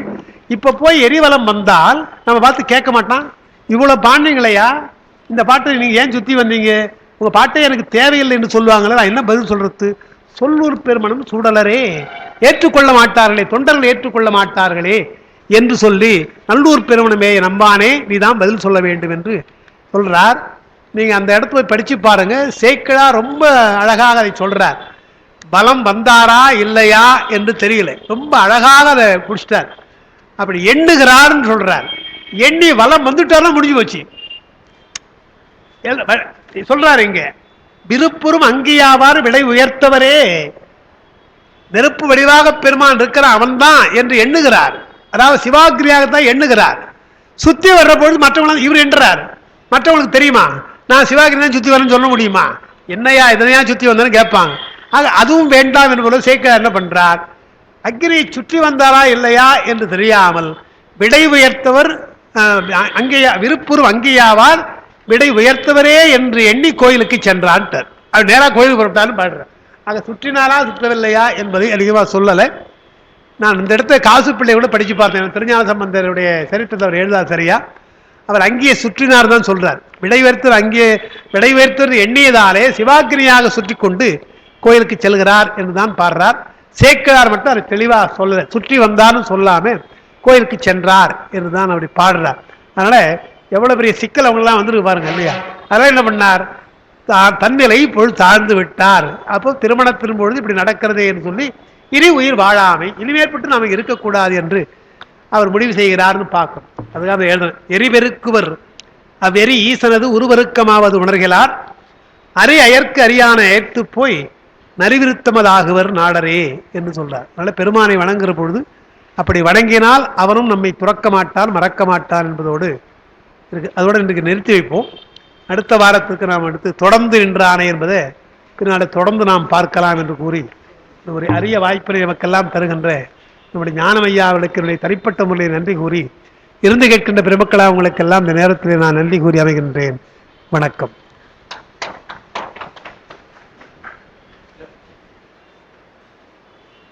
இவரு அனுபவிச்சே சொல்றாரு, இவரு சொல்ற போதே அனுபவிக்கிறார். ஆனா இது ஒரு அனுபவித்தவர்கள். ஏன்னா மாணவர்கள் பாராட்டினால்தான் அது ஆசிரியர்களுக்கு மிகச்சிறப்பா இருக்கும். இருக்கிற பாராட்டுகள்லயே சிறந்தது பல்கலைக்கழகம் பாராட்டினால் கூட தன்னிடத்திலே கற்ற மாணவன் பாராட்டினால் அது சிறப்பாக இருக்கின்ற வகையிலே அந்த மாணவர் எவ்வளவு கற்று இருக்கிறார் என்று போது நமக்கே நெகிழ்ச்சி வருகிறது. அந்த அளவுக்கு பாராட்டி இருக்கிறார். இதுல தப்பு செஞ்சா நான் தான் தப்பு செய்யணும் படிக்கிற போது ஏதாவது. ஏன்னா நான் முதலே நேரடியா இன்னும் திரும்பி பார்க்க கூட வாய்ப்பு இல்லை. பெருமாளுடைய திருவுருள் இதை நான் படிக்கிறேன். அவருக்கு தலைப்பு ஒன்று கொடுத்துருக்கிறார், அருணை பாலராவாயனின் கருணை. அருணை பாலராவாயனின் கருணைன்னு கொடுத்துருக்காரு. இங்க அன்பிகிதியா கொடுத்துருக்காருன்னா கடவுளை கொடுக்க வேண்டிய நேரம் கொடுத்துட்டாருன்னு வேற ஒன்றும் இல்லை. குரு இல்லையா? நித்தம் நிலையற்ற பொருள் தேடி மெத்த மித்தைகளை படித்து செத்த வாழ்க்கை வாழ்ந்து வரும் எனை அத்தன் ஆரூரன் அண்ணாமலை அண்ணலின் கருணை கடல் காட்டியே பேசும் குரு. இவர் யாருன்றது நமக்கு தெரிஞ்சு எப்பேற்பட்டவங்கிட்ட நம்ம சிவஞான போதம் கத்துக்கிறோன்றது தெளிவா சொல்லிட்டார். நூறு பட்சம் நித்தம் நிலையற்ற பொருள் தேடி மெத்த மித்தைகளை படித்து செத்த வாழ்க்கை வாழ்ந்து வரும் எனை அத்தன் ஆரூரன் அண்ணாமலை அண்ணலின் கருணை கடல் காட்டிய பேசும் குரு. பெருமான் குரு பேசாததுக்காக இது நிறைய விஷயம். அப்புறம் நம்ம இதுக்கு நான் விளக்கம் சொன்னா சரிபட்டு வராது. என்னன்னா அந்த அளவுக்கு எனக்கு இல்லை. நெல் அரிசி உமி என பிரித்து சமைத்து அன்னமிட்ட அன்னை போல் சொல் பொருள் நயம் பிரித்து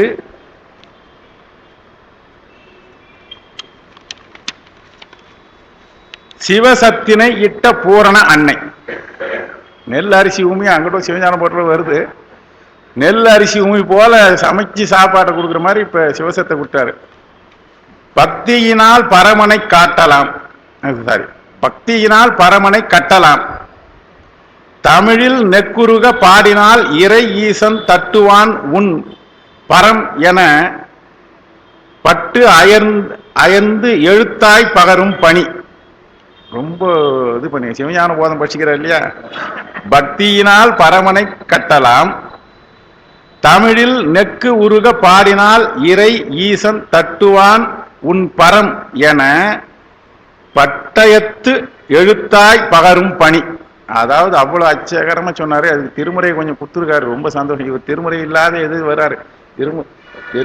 சித்தாந்தத்துக்கு அதாவது சித்தாந்தத்துக்கு திருமுறையே விளக்கமா அமைச்சு கொண்டாந்து பெருமை இவர் தான் சாரும். பொழுது சுருங்கும் காலத்தில் பொருள் சிவமே என விரித்து உரைத்து பொருள் சுருங்காமல் காலத்தை விரயமாக்காத விரிவுரையாளன் எங்கள் மனதினில் விதைத்த விதை மெய்கண்டாரின் சிவஞான போதம். மாலை நேரம்தான், ரொம்ப குளிரான நேரம். ஆனா அங்க ஐயா மைக்கில் நின்றுட்டாருனாக்கா அது குளிரும் தெரியல, ஒன்றும் தெரியல. நடுவில் ஒரு டீக்காக அவங்க பிரேக் கொடுக்குற போது தான் தெரியுது. அது வரையும் எதுவும் தெரியல. பல நாட்கள் பட்டினி இருந்த பரம்பரம் பாயாசமோடு பல்வகை பட்சணமோடு நடக்கும் படையல் எதை விடுவது எதை கொள்வது என திகைக்கும் அளவில் திகட்டாத தமிழ் மிகைப்படுத்துதலே கவிதை பாங்கு நும்மை நினைந்து சொல்வது பார்க்கடலை குடிக்க நினைத்த பூனையானோம். வாழையடி வாழையாக வரும் சைவத்தொண்டு ஆலமர விழுது போல அடுத்த தலைமுறைக்கும்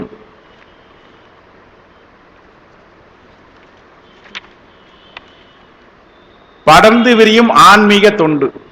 கற்றோருக்கு சென்ற இடமெல்லாம் சிறப்பு, உம்மிடம் சைவம் கற்போருக்கு செல்லும் இடமெல்லாம் சிறப்பு.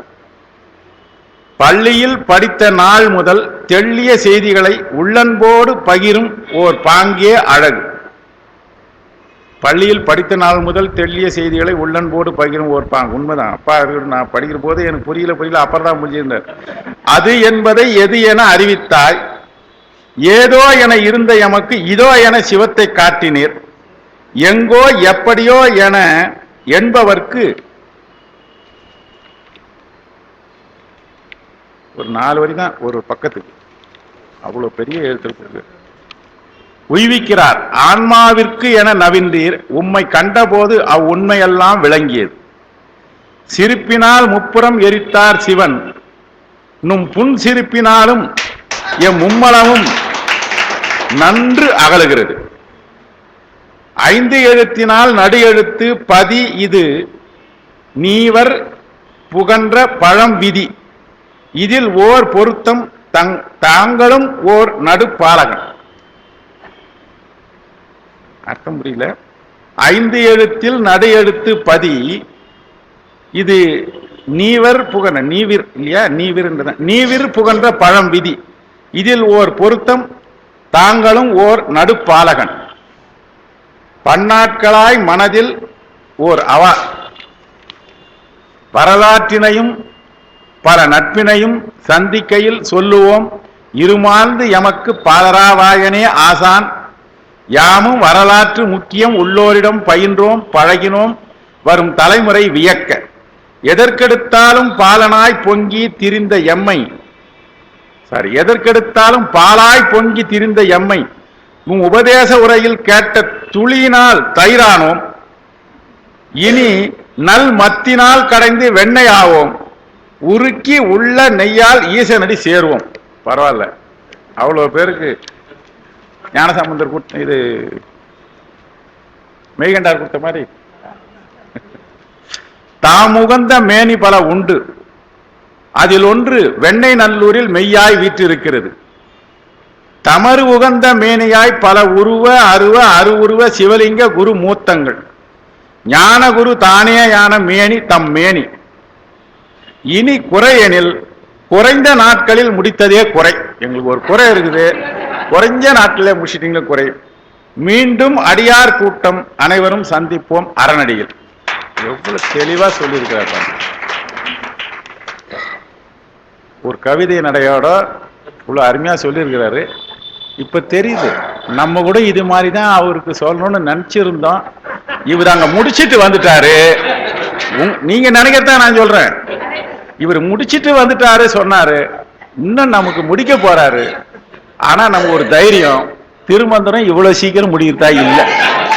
ஏன்னா அங்க 12, இது 3000 இருந்தாலும் தினமும் போய் பெருமானிடத்துல அவர் எவ்வளவுக்கு எவ்வளவு அவர்கிட்ட இருக்கிற சரக்குன்னு சொல்றாங்க இல்லையா, இது சொல்லும் சரக்கன்று கொள்ளும் சரக்கன்று இல்லை.